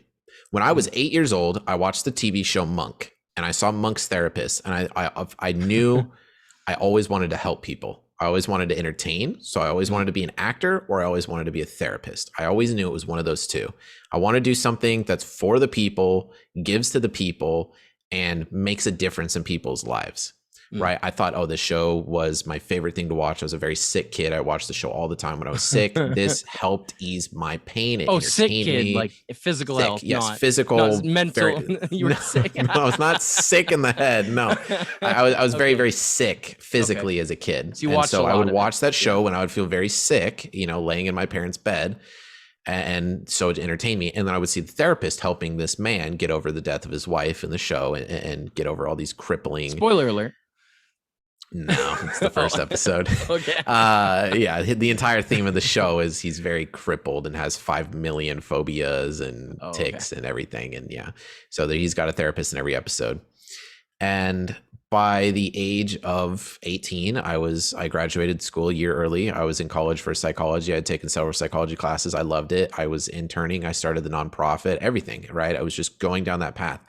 And as I did it more, I realized this is something I'm naturally good at. This is something I'm passionate about. But in today's world, when I am being told you have to watch every other word you say, you will get sued at least 4 times a year, and just expect to get sued no matter how good you do. But if you do poorly, you could get sued 20 to 30 times and lose your license. I thought, I'm going to do this job out of pure passion for the people, although it does happen to be a decent paying job. I didn't care what the money was. Or I was working with a nonprofit as a co-owner. I can't make money off of my own nonprofit. So I was not making money for this free therapy I was giving. And I just started going, wait a minute. So the people that I'm helping are screwing me over. I can't step on any toes, and I can't actually help them in any kind of way, because anything I say that could actually be helpful can backfire and get me sued. If I make any recommendation and it goes poorly, I say any solution or anything. If somebody says, I keep stabbing myself with a knife and it makes me bleed, and I say, well, you should probably stop stabbing yourself. And then they go, okay. And they go out and they get hit by a car. By it. Yeah. Or they get offended, or they go outside and get hit by a car. They're like, I got hit by a car because I was thinking about that thing my therapist told me to do. They go, wait, you told him to do something? All right, you owe us $100,000. And that's because you have a lawyer. Or because they didn't stab themselves. Realistically, and they went out and they tried to find, a substitute, and they got hit by a car. They got damaged. They were like, well, I'm not going to stab myself. Kinds of, people are too happy. It's a million ways the direction could go in, and all of it screws me. And then it's like, just being a therapist, just working in the field, you just have a union. You don't even have to pay into it. You just have a union because they just know it's so bad. And the union will be like, all right, well, you're getting sued $10 million for telling this person to do this thing, and he got injured, and it wasn't even anything bad. And he wants to sue you. So the courts will just give him $10 million. We'll talk the fee down, whatever. You owe $100,000. It's like, I don't, that's more than I make in a year if I wasn't working at a nonprofit with a master's or bachelor or a PhD. It's like, what? And I expect that multiple times a year. It's like, oh my gosh, like, I don't want to do this field. It is still, to this day, psychology is a massive passion of mine. I could sit at a computer and just read everything there is to know. When I play games, I just finished Resident Evil 8 Village on my Twitch for over 3 weeks. I learned all the lore over all the characters. I broke down and psychoanalyzed each character, why they act the way they do, the way they act out scenes. One of the reasons I love acting too is it's psychologically picking apart each scene. And so my point that I'm saying of this is my passion was psychology for about 12 years of my life straight. It even dictated what I did in college and where I went. I didn't go for acting. I went for psychology because I thought that was my true passion. And now it turns out entertainment is my passion. I wish I did acting instead. So if you take a kid who is passionate about something and you give them every reason in the world to drive for that, and they end up going in the wrong direction, or even if they think it's their passion, and it is for a while, and it turns out not to be, you can make them overcommit to something. On the other side, the reason I say it's fluid is because our free market is a very slave work driven market. Your free market is you want to own a business making t-shirts. And in order to have that business, you have to have 5,000 employees who don't have a passion, who want to do factory work for you at minimum wage or slightly above minimum wage, 40 to 50 hours a week. Or do it Right? all yourself and have really slow service times, low quality, do a ton of work, 120-hour weeks. And yeah. You're not going to have people who are passionate about working a factory line at a very small wage. If they're a manager, maybe they're passionate about just being a manager somewhere. If they're the concept designer, or they make the artwork, or they do the embroidery, or some of the higher tiers up, Yeah. that they can promote into. And everybody just needs a minimum wage job, or starting job that they can make that doesn't make any requirements, that is healthy. But your passion does not promote other people's passions. So that's the other side of the argument. There's people that find value, but these people who their passion is creating a factory and hiring 5,000 people to do this work over their 2 or 3 factories, they are being screwed if every person on the face of this planet wants to only do what they're truly passionate about, and everything they do is driven towards that. Maybe he just gets the people who are in college for their passion for half a year, 1 year, until they, can start interning or doing whatever. But at Elon Musk's direction, you're already at 16 years old working. Half of your schooling is learning how to do your passion, right? It's apprenticeships and things like that. Trade schools and apprenticeships have been proven to be objectively better than college in every way, right? But if you do it, you spend 4 years in trade school and you go, all right, I am a god when it comes to computers. I can do any job in any field with anything to do with computers. And you go, I want to be an artist and I want to paint. It's like, all right, take those 4 years and throw them out the window. That does nothing for you, so it can backfire. But at the same time, my biggest struggle in this life is finding what my exact passion is. Every single day I wake up, I go to bed, I shower, I eat Chipotle, which then inevitably leads to me using the bathroom and so on and so forth. I am always asking myself, what is my passion? I'm streaming and I go, I really enjoy this, but can I get a career out of this? Is this realistic? Am I dedicated enough? Is this my true passion? And then I'm coaching, same question. I'm shoutcasting, same question. I'm on your podcast, same question, over and over and over. I'm always asking that question. And because from a young age, I thought I knew, I was so dedicated in one field, ignoring everything else. I never followed any other passion ever. I slammed my head into a wall and now can't find my passion. So it's a very fluid question. I don't think there's any realistic answer. I think it changes per person to person, and having both options be available, but kids can't choose what they really want. So it's really hard to know. You put a kid in the program and you say, hey, until you're 10 years old, all we're going to do is entertain you, teach you, and hope you can find a passion. If you don't, go to normal school. If you do, go to this trade school for your passion from the age of 10 to 18 or whatever. It's just hard. Elon Musk. Elon Musk is a genius. So I trust what he's doing. I don't think he's going to be screwing people over, but it's just a very hard topic, because I thought I was pursuing my passion my whole life, and it ended up backfiring very hard against me. But it was I'm so happy I did it. Able to then, because now you see everything through, through the lens of psychology. You break down these different, I basically am a therapist always. Yeah. And people do find value in that. I remember I happened upon your stream, and I found value because I was, spending a lot of my time at home. I was injured, and I was trying to find my passion, but also struggling because I was, everything that I enjoyed doing, I could no longer do anymore, at least that point in time. And so I was spending a lot of time on this game. That was my social life.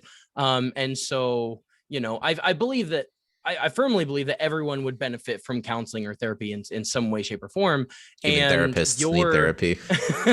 It's a fact. It's so true. It's so true.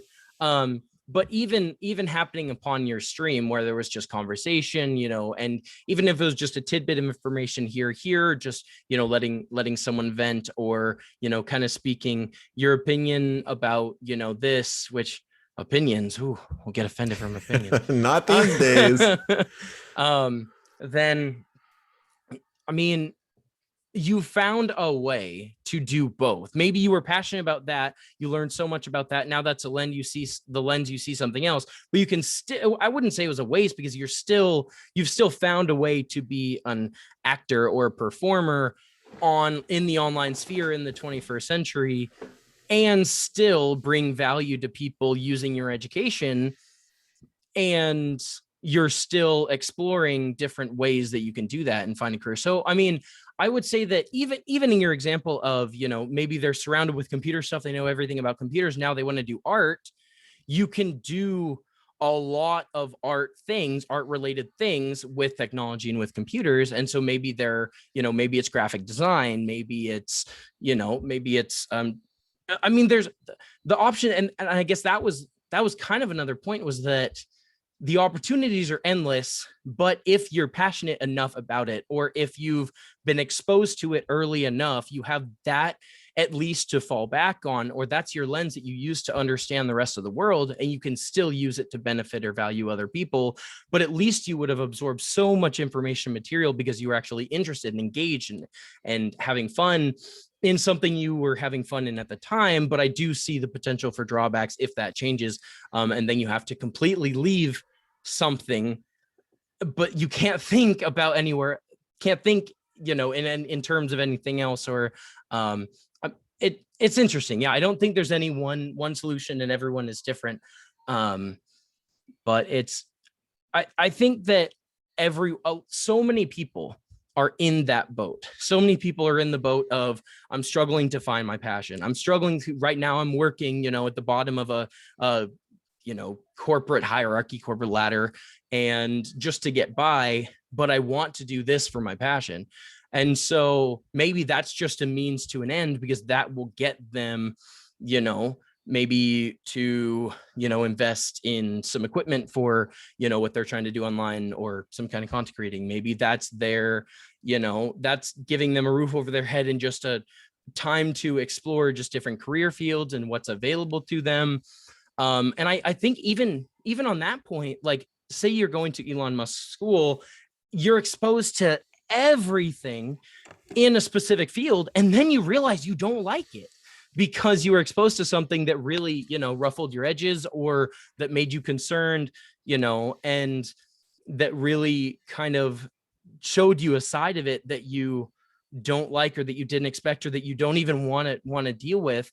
I mean, there's a common joke in business ownership of, well, the great thing about business ownership is that you can just hire someone to do the things you don't want to do, but it's things you don't want to do. And like you said, they probably don't want to do them either, but they're getting the value from the money. So I wouldn't say completely screwed over, but yeah, there is a limit to they're getting a set amount of money, or maybe based on their potential or skill or attitude or things like that. This amount of money to do jobs that you don't want to do, the laborious work, because there's blue collar and there's white collar, positions. Everyone's goal is to get to a point where they're doing something that they love or that they enjoy, but people don't start off there most of the time. And so maybe working your way up the corporate ladder is, in this industry, you're here, and then you use what you learned here, to go to this other industry or to this other industry. And the whole time, like say for 10 to 15 years, you're trying to explore your passions on the side, but that's just what you're doing in the meantime. So I mean, I don't think it's exclusively that there's only people who, are being screwed and there's only people who are finding their passions. I just don't think they don't teach that in education system, to find your passion, to monetize your passion, to, you're basically trained from the age of 6 to go to a 9-to-5 job. And then you come home and you have work, and, and you have a lunch maybe in the middle. But I mean, they're training you to be employees. And so what do they tell you in school? Guidance counselors in high school, they say, okay, get good grades in school so you can get into a good college, so you can get a good job. They don't teach you, in many, oftentimes, they don't even present the options of, well, you can do this, you can do this. What are you passionate about? How, have you explored exhausted all the possibilities or potential opportunities here, to make money through that passion? I think that, it's more an education thing. I mean, I think that parents need to step up. I think that education needs to be different or the system of education needs to be different in revealing the potential that every human has, because humans are a fluid commodity in a sense. Like, not every human is the same, and even the same human 5 years ago is a different human than that human is now. And so like maybe your passions are different, maybe your skills are different, maybe your understanding and knowledge is different, and maybe what you're capable of doing is different. And so but everyone has something of value to offer the world, and everyone has maybe something they're passionate about, but they don't know how to make a living doing it, or something like that. So that's where I think like the teaching you how to think is more beneficial than teaching you what to know, because maybe you can learn from people in the past who have made mistakes, or who have made decisions or had, these particular like behaviors that then resulted in these actions. Okay, maybe I want to steer clear of that. But it's teaching us how to think in that, well, maybe, I heard there's a popular quote of, I believe it's from National Treasure, and it's Thomas Edison only needed one way to find a light bulb, but it took him 1,000 ways of failing. But he didn't fail because he just found one more way of not finding a light bulb. So I think that in education, like you can explore different fields and try to find your passion through that. Or you can, even in the early stages of the workforce, you're learning, attitude, you're learning to, respect, those with authority over you, whether it be money or whether it be your boss or and you're also learning what you are passionate about. So there's a phase that everyone goes through where they're just midlife crisis, in a sense of where they're just lost, and they're trying to find that. They're trying to find that passion. They're trying to find that direction that they need to head. But few really realize their true potential because they don't. That creativity or that, that exploration or, all these other things, they feel that they're stuck and they don't know a way out. So now it almost seems like one of the biggest ways to make money is for successful people, quote unquote, to go out and show other people who are quote unquote unsuccessful how they achieved their success. The funny part is they're not even actually successful. They make you think they're successful so that you pay them to tell them how to be successful in something they didn't do to be successful. What was his name? Ted something? The guy who's like, I read a book a day. I read a book a day. I bought this Lamborghini. I'm here in my garage with my brand new Lamborghini, and I read a book a day, and I'm successful. Here's the 31 ways that you could be successful. Read a book a day. Buy a Lamborghini. That guy. He rented the place. He rented the Lamborghini. Those weren't his books. He lived in a trailer when he made that video, but he punked millions of Americans, and now he's worth hundreds of millions of dollars. So his success was just putting on a really good show and tricking everybody into thinking he was successful. Pretending to be successful was his success. So yeah, it's funny you bring up that topic because he cared about the money more than anything else, and he just found a way to do it. But yeah, I don't think he's really happy with the money because he just blows his money and he just keeps trying to make more. And, everybody that's ever said they've known him or talked to him, everything's just money. And he actually was in an interview with one of my favorite YouTubers, H3H3 Productions, where he said like, okay, you make millions of dollars a year now, like, and you keep buying mansions. Like, you faked having a mansion. He did his research and he knew when he talked to him, and he's like, yeah, I did. I admit it. Like, it just goes to prove my steps are correct. I followed my steps to make you think I was successful. You believed it, and I became successful. I proved my own steps by tricking you. But yes, yeah. I tricked people. But at the same time, he helped a lot of people with his steps because they are good steps. And he said, now that I make several $1 million a year, he said, I'm definitely more unhappy than I've ever been in my entire life. And he said, I would say the best chunk of money to have would be about 2 to 4 times the expected cost of living. So that being in California, about $200,000 to $400,000 a year. He said that's the golden age. Anything over that is just toxic to me and poisonous to me. And he says, I try to just spend it. Give it to charity for write-offs or whatever. Just, I don't want to have that money on me. I don't want to see $1 million in my bank account ever. He says it just feels bad. And I think that's true because like I was saying earlier, chasing money is a hollow dream. Yeah, it's a hollow dream that never leads to a true ideology of success because money is never enough. Yeah. There's never enough money, and money is never enough. So Yeah. you brought up so many talking points. I'm a very opinionated, very passionate person about almost everything out there. I'm passionate about every topic ever, because every topic is something that's affecting people in negative ways. And I want to help people learn how to cope with those things and not be affected negatively. Part of the psychology thing. So if I can remember them all, I think I have about 4 or 5 talking points here. 1, opinions are like onions. They make people cry, right? So just saying that, like we said before. 2, you were saying... Crocodile tears. Yeah, crocodile tears. You were saying that, well, it's not bad that I went to psychology and I see those things, because now I'm a different type of person and my stream works a different way, and I'm helping people who can't normally go to a streamer and feel like they're heard or listened to or genuinely understood or can vent to somebody who actually gets it. I would say, as long as you never waste knowledge, knowledge is never wasted. So as long as I don't allow as long as I don't allow those 6 to 8 years be wasted, I'm happy they happened. If someone said, do you want to take it back and just go do theater instead? I would say no. Even if they told me theater is what you want to do, that is the correct choice, do you want to take it back? I would still say no, because it made me who I am today. I'm happy with who I am today, and it's just what I've chosen to do with my life, and I have free will, and I'm happy that I have the free will. I'm happy I have the right to make the wrong choice and grow from it. So I would not change it. Well, then repeat what you just said. I'm happy I have the free will to make the wrong choice and to grow from it. Wow. I think, I just let that soak in for a second. I mean, getting to make mistakes, I mean, is a blessing in disguise. And because, it's the biggest blessing.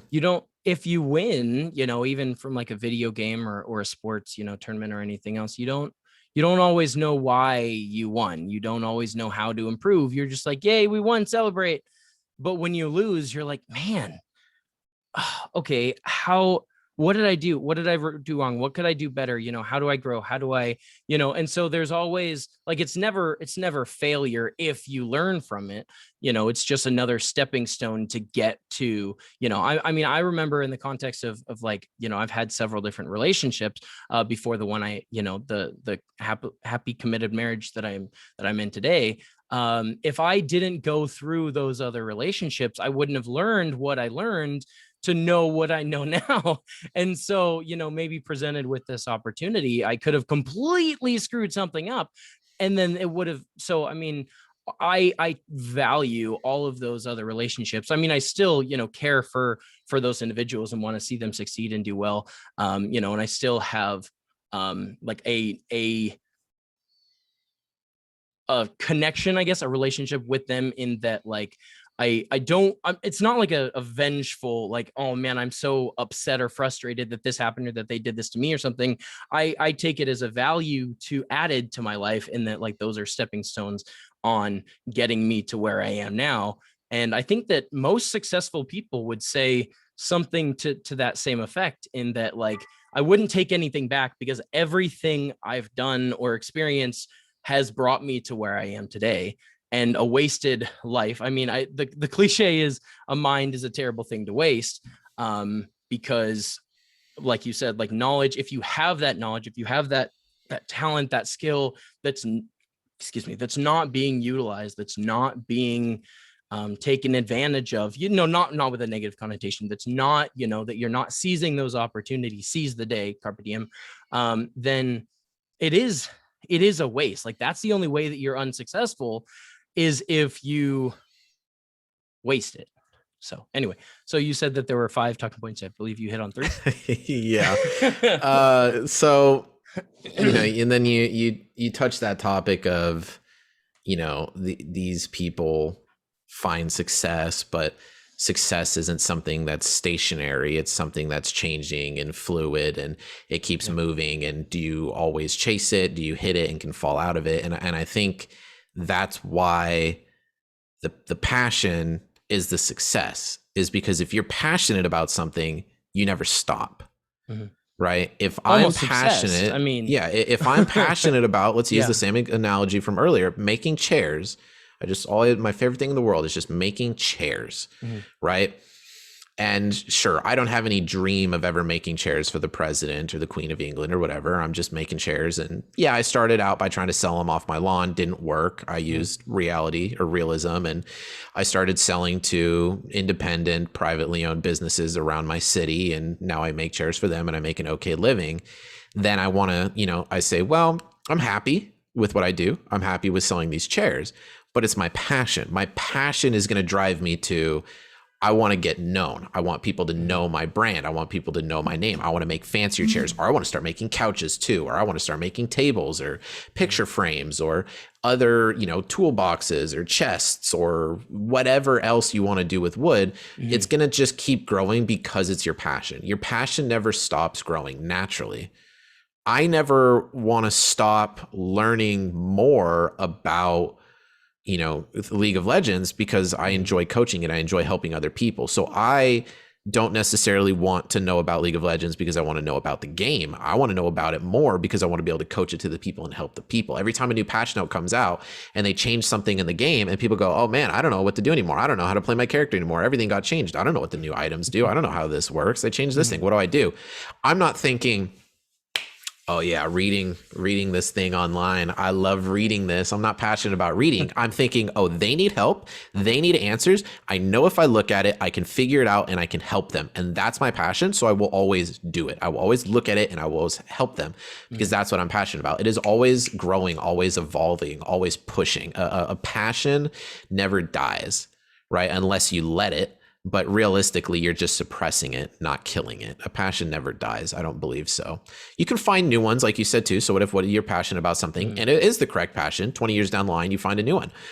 That happened to my mom. She was passionate about one thing.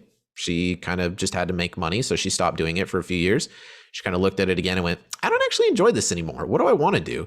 She messed around for a while and then went, wait, I really enjoy sign language. I enjoy helping the kids. I enjoy being able to relay information for them. Not enough people are good at this. I want to, be impactful, make a difference in kids' lives, work in the school industry, be in this field.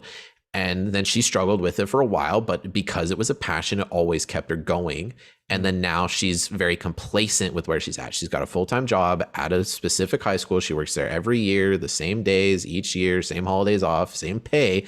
It goes up slightly, but the passion drives her to learn. Each new kid doesn't know certain signs. Well, she's got to teach those kids signs so she can teach them better. She needs to learn the course material ahead of time so she's more prepared, so she can relay the information better. She, works harder because she wants the overtime or she wants to look good so she can get promoted or get raises down the road or, move up, whatever that is. The passion, even though she's doing the same thing now, probably until she retires, the passion keeps evolving the job, even in a simplistic way. So the passion, that's why I say it needs to be your drive. It needs to be your goal, is because unlike money, it never ends. It never dies. It's never not enough. The passion is enough. And the drive is there because it's the passion, and the passion pushes the drive. It's a complete circle. It's not a loop. It's a completed circle, right? It's a completed circle, not a dragon eating its tail. Like money is. There's never enough. Yeah, it's all I would say money is definitely that way. I remember, so I also have psychology background. I attended Western Oregon University for 2 years. I also took some psychology classes in high school as well. And my major, while I was at, well, I guess it was pre-psych, before I could enter the psychology major. But at Western Oregon was psychology, and as well as communication, and with a minor in organizational leadership, which is, it's funny because that's what I'm doing now, but in a completely different context than what I thought I would be at the time. But in psychology, there's, I'm sure you're familiar with it, Maslow's hierarchy of needs. Mm-hmm. So he kind of outlines or breaks down how there's a foundational base of basic biological needs. And then once those needs are met, then you're able to experience or relish in or, get to or get past, that first level, get to the next level, which is more, anyway, so there's different levels. There's about 4 levels. And you kept bringing up the word enough.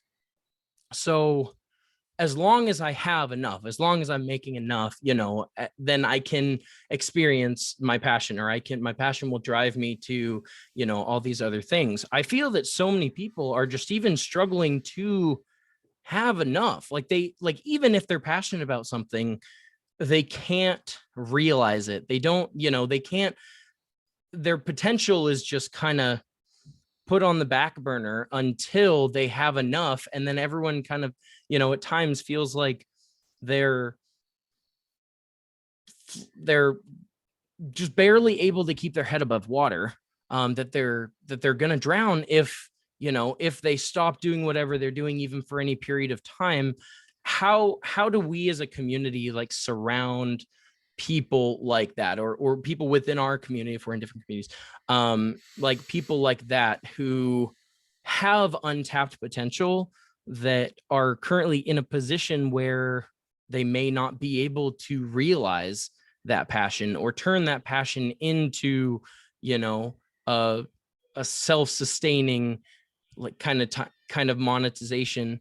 I mean, if you don't have food, if you don't have shelter, if you don't have water, if you don't have, the basic needs, how are you ever going to really experience or relish in love, or in success, or in, be able to pursue all these other things?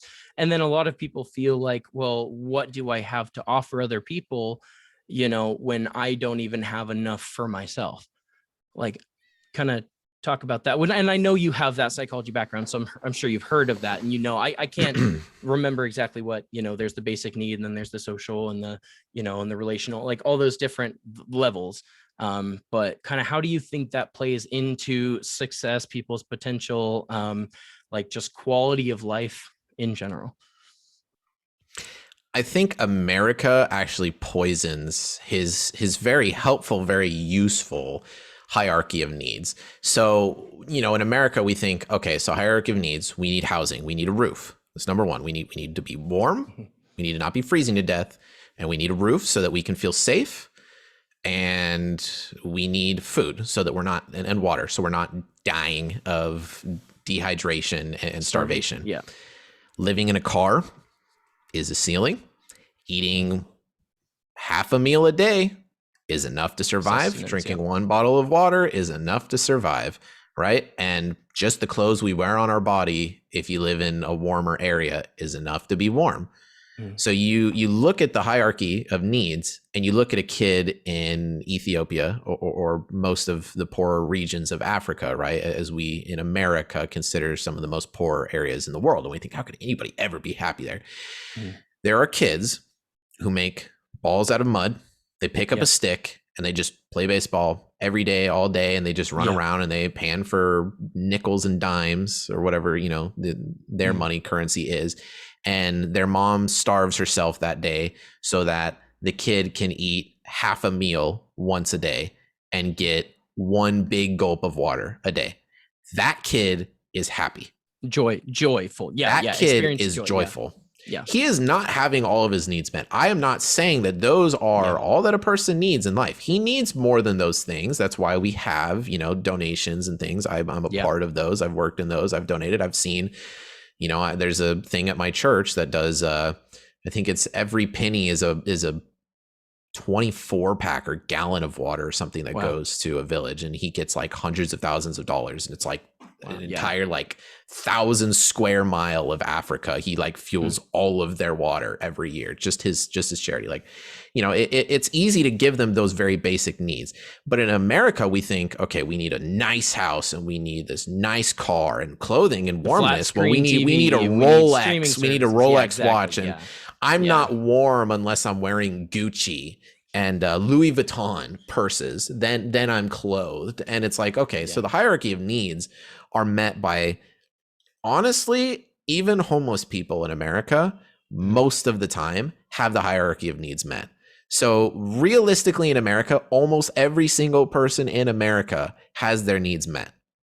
But the ideology of what we push for as the American dream, as being a successful person, which is why I say money is toxic as an ideology of success, is, well, they have a Rolex, they have a Louis Vuitton, they have a Viper, 3070X or whatever, But the they're newest model depressed. line. Yeah. Yeah. But that person's depressed because Yeah. he's only valuing his money. But then the poor person or the homeless person's going, I don't even have a house. I don't even have a car. And that guy's got everything. Like, I'm depressed because I don't have what they have. Yep. And it's this ideology that's poisoning the top of the line that makes Yeah. billions of dollars, and the billions never enough. They need zillions. And you have the bottom of the line who makes $5 a day if they're lucky, and eats one meal a day if they're lucky. And they think, well, I have nothing, so I'm not happy, even though maybe they have a nice community that cares about them and loves them, and people are compassionate to them every day. And people are also uncompassionate. But let's just say, for this example, Yeah. people treat them Yeah. good and care about them, and they have the basic needs met. It's that ideology that's poisoning the top all the way to the bottom.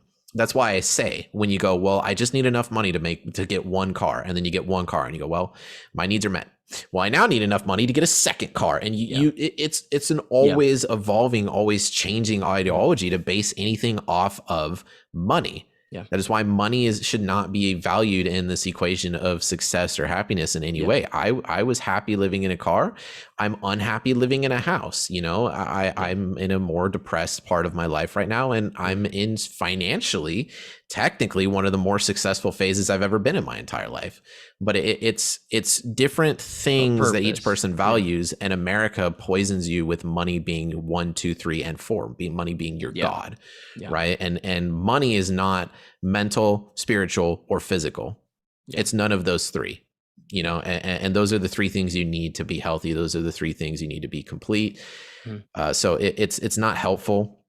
But the hierarchy of needs is absolutely 100% correct. As long as you have those basic needs met, then you can pack on the next things. As humans, we are designed. We need companionship. You've seen that movie with Will Smith, the one where him and his dog are in the zombie apocalypse. Oh yeah, I Am Legend. Is that I Am Legend. Yeah.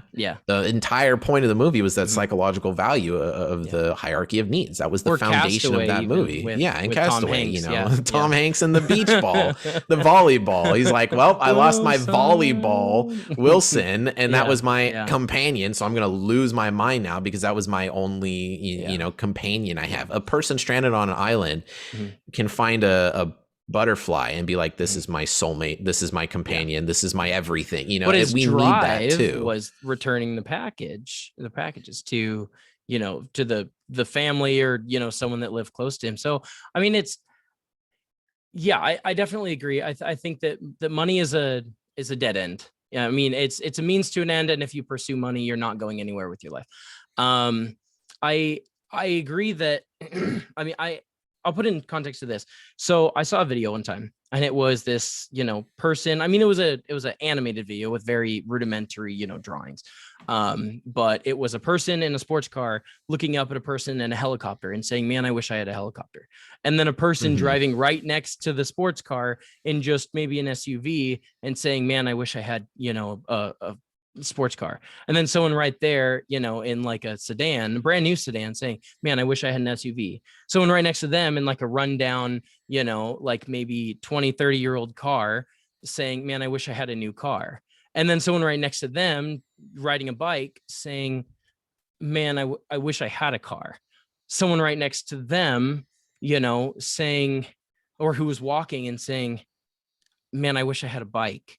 And then someone right next to them who is in a wheelchair saying, man, I wish I could walk. And it's like, it just completely puts in perspective, kind of like what you're talking about, in that, like, it's never enough. Once you have this, you want more, you want more, you want more.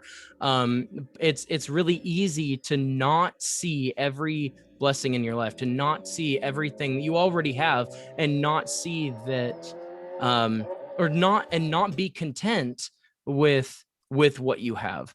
But that's why, like, I don't think stuff, and I found this out more recently. I don't think stuff is ever going to make anyone happy. I think that it's the relationships that you build. I think that's the value that you add to other people's life. I think that it's giving and sacrificing and being generous with your own money and your own life and your own time and your own talents and resources, and really bringing value to your community, to your country, to your city, to your family, to your, building a family. I think that like ever since I became a parent, like it has expanded my perspective in the terms of I am now solely responsible for the life of another human being who is incapable of taking care of themselves. Like I just like it changes your priorities. Like there's a lot of people who say, oh, I couldn't afford to have a baby right now, or oh, I wouldn't be a good parent or anything else. Like when you find out 9 months, 8 months, because that was fun. I thought I'd have 9 months. It wasn't 9 months. It was 8 months or 8.5 or 7.5, like it's coming whether you're ready for it or not. And so you better be ready. Like, and it kind of forces you, okay, now we need this. Now we need a crib. Now we need, we need to make sure that, our house is ready for this. We need to make sure we have, babysitting. We need to have enough money for the delivery. Like if we're going to be charged for that, like it changes your priorities. And I think that like time is a good resource to keep in perspective. Everyone has, no matter if you're a millionaire or you have nothing, or you're in a bunch of debt, everyone has 24 hours of time. And so there's so many people that believe there's not enough time in a day to do everything I want, or there's not enough, time to spend on all these different things, but you have time for what you make time for, what you prioritize in your life. And if you don't prioritize things, you'll find that you don't have time for them until you actively make the choice to make time for them. And I think it's the same way with money too. Like you said, if you prioritize these other things, you'll find you have more than enough money for what you need. And maybe it's okay that you don't get what you want in times. Maybe what you want is not good for you or for your family, or, my dad always told me I had a really expensive taste in cars. I could look at, 25 cars and, order them, rank them, and be pretty close from like most expensive to least expensive. And, and my priorities changed when I had a child. Like, okay, a 2-seater sports car is not going to meet the needs of my family now that I have a child. Like, it's not going to work that way. I may value 40 miles a gallon, or an electric car over 8 miles a gallon in a truck. And like it changes your priorities. And that's why you see like a lot of minivans. Oh, maybe you don't want to be seen in a minivan. Well, you have 3 or 4 or 5 kids. Like it's kind of what you have to do. And it certainly, I think, it's priority. Like if you have a priority on people, if you have a priority on money, if you have a priority on, passion, if you have a priority on relationships, like you're going to find yourself surrounded by whatever you prioritize, and you prioritize whatever your passion is, and your passion, is kind of like what drives you.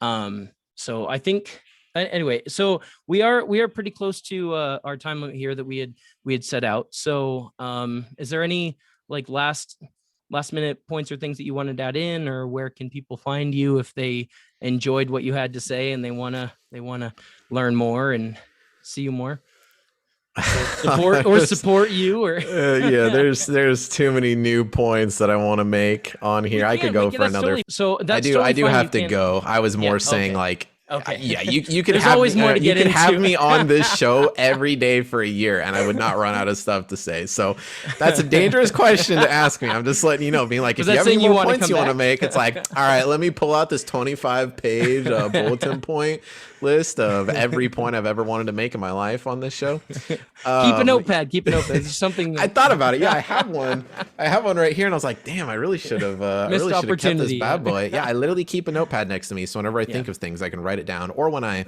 shoutcast for League of Legends and I want to create the narratives. I had my phone over here with the notepad open, and so I was taking notes, allowing you time to talk. I didn't want to interject, and then at the end, I'm like, okay, so here are these things. Yeah, I think there's so much to get to. I mean, It's just, an hour and a half long podcast, but I really enjoyed having you on. That was a pleasure. Where can the viewers or listeners find you if they want to support you or hear more of what you have to say? Well, I don't necessarily get into conversations like this on my stream naturally, but if anybody wants to have a conversation like this, wants to talk to me, or has any interest in any of the several fields of work that I've done, any questions, anything like that, I am definitely a good person to talk to about those things. You can find me on Twitch TV under Coach O Bubby. That's O, not zero, Bubby for the O Bubby. I also have a Twitter account, which is Coach hold on. Yes, Coach O'Bubby. Or it's O'Bubby Casts, technically, because I primarily use it for my shoutcasting. But if you look up Coach O'Bubby or O'Bubby Casts, you'll find me on there. And then I don't know if necessarily my related content plus psychology plus therapy plus there's all kinds of content on there that he can definitely add value for you if you're interested. So. Yeah, and you can also find my Discord from my Twitch account. It's going to be in there. It'll be, if you just scroll down my profile page, I'll have my Discord there too. And I have a lot of different threads in my Discord. If you just want to be a part of a cool Discord community, there's gaming. You can ask me questions about coaching for video games just for free if you have any questions here or there, because I coach a lot of different video games, not just League of Legends. And then, if you have any gigs for shoutcasting or coaching, you can ask me there, or just life questions. I have a bunch of different threads just for people to talk, vent, say anything that's going on in their life. And I'm always very responsive to my chat for anything anybody has to say there too. So just awesome. Open to the community. I'm the people's champion, man, the community. Well, thank you so much for coming on today, Brian. You don't really go by Brian online, but I tell people my name's Brian. I tell people all the time, I'm like, yeah, I'm Brian or O'Bubby or Coach or Bubino or whatever you want to call me. And nobody ever calls me Brian. I think Bubby is just like so close to Brian. It's like, they just call me Bubby. I think people like saying Coach. So they're always like, Coach, put me in, Coach. I'm like, all right. Brian, Bubby, Coach O'Bubby, O'Bubby, Bubbers, Bubino, MacDonald. So, or how do you MacDonald? Mac. It's Mac. Scottish, yeah. So you pronounce the Mac. Nice. All right. Well, thank you so much for coming on, and I hope that we see you all again next week. And tune in and like and subscribe, and see you guys soon.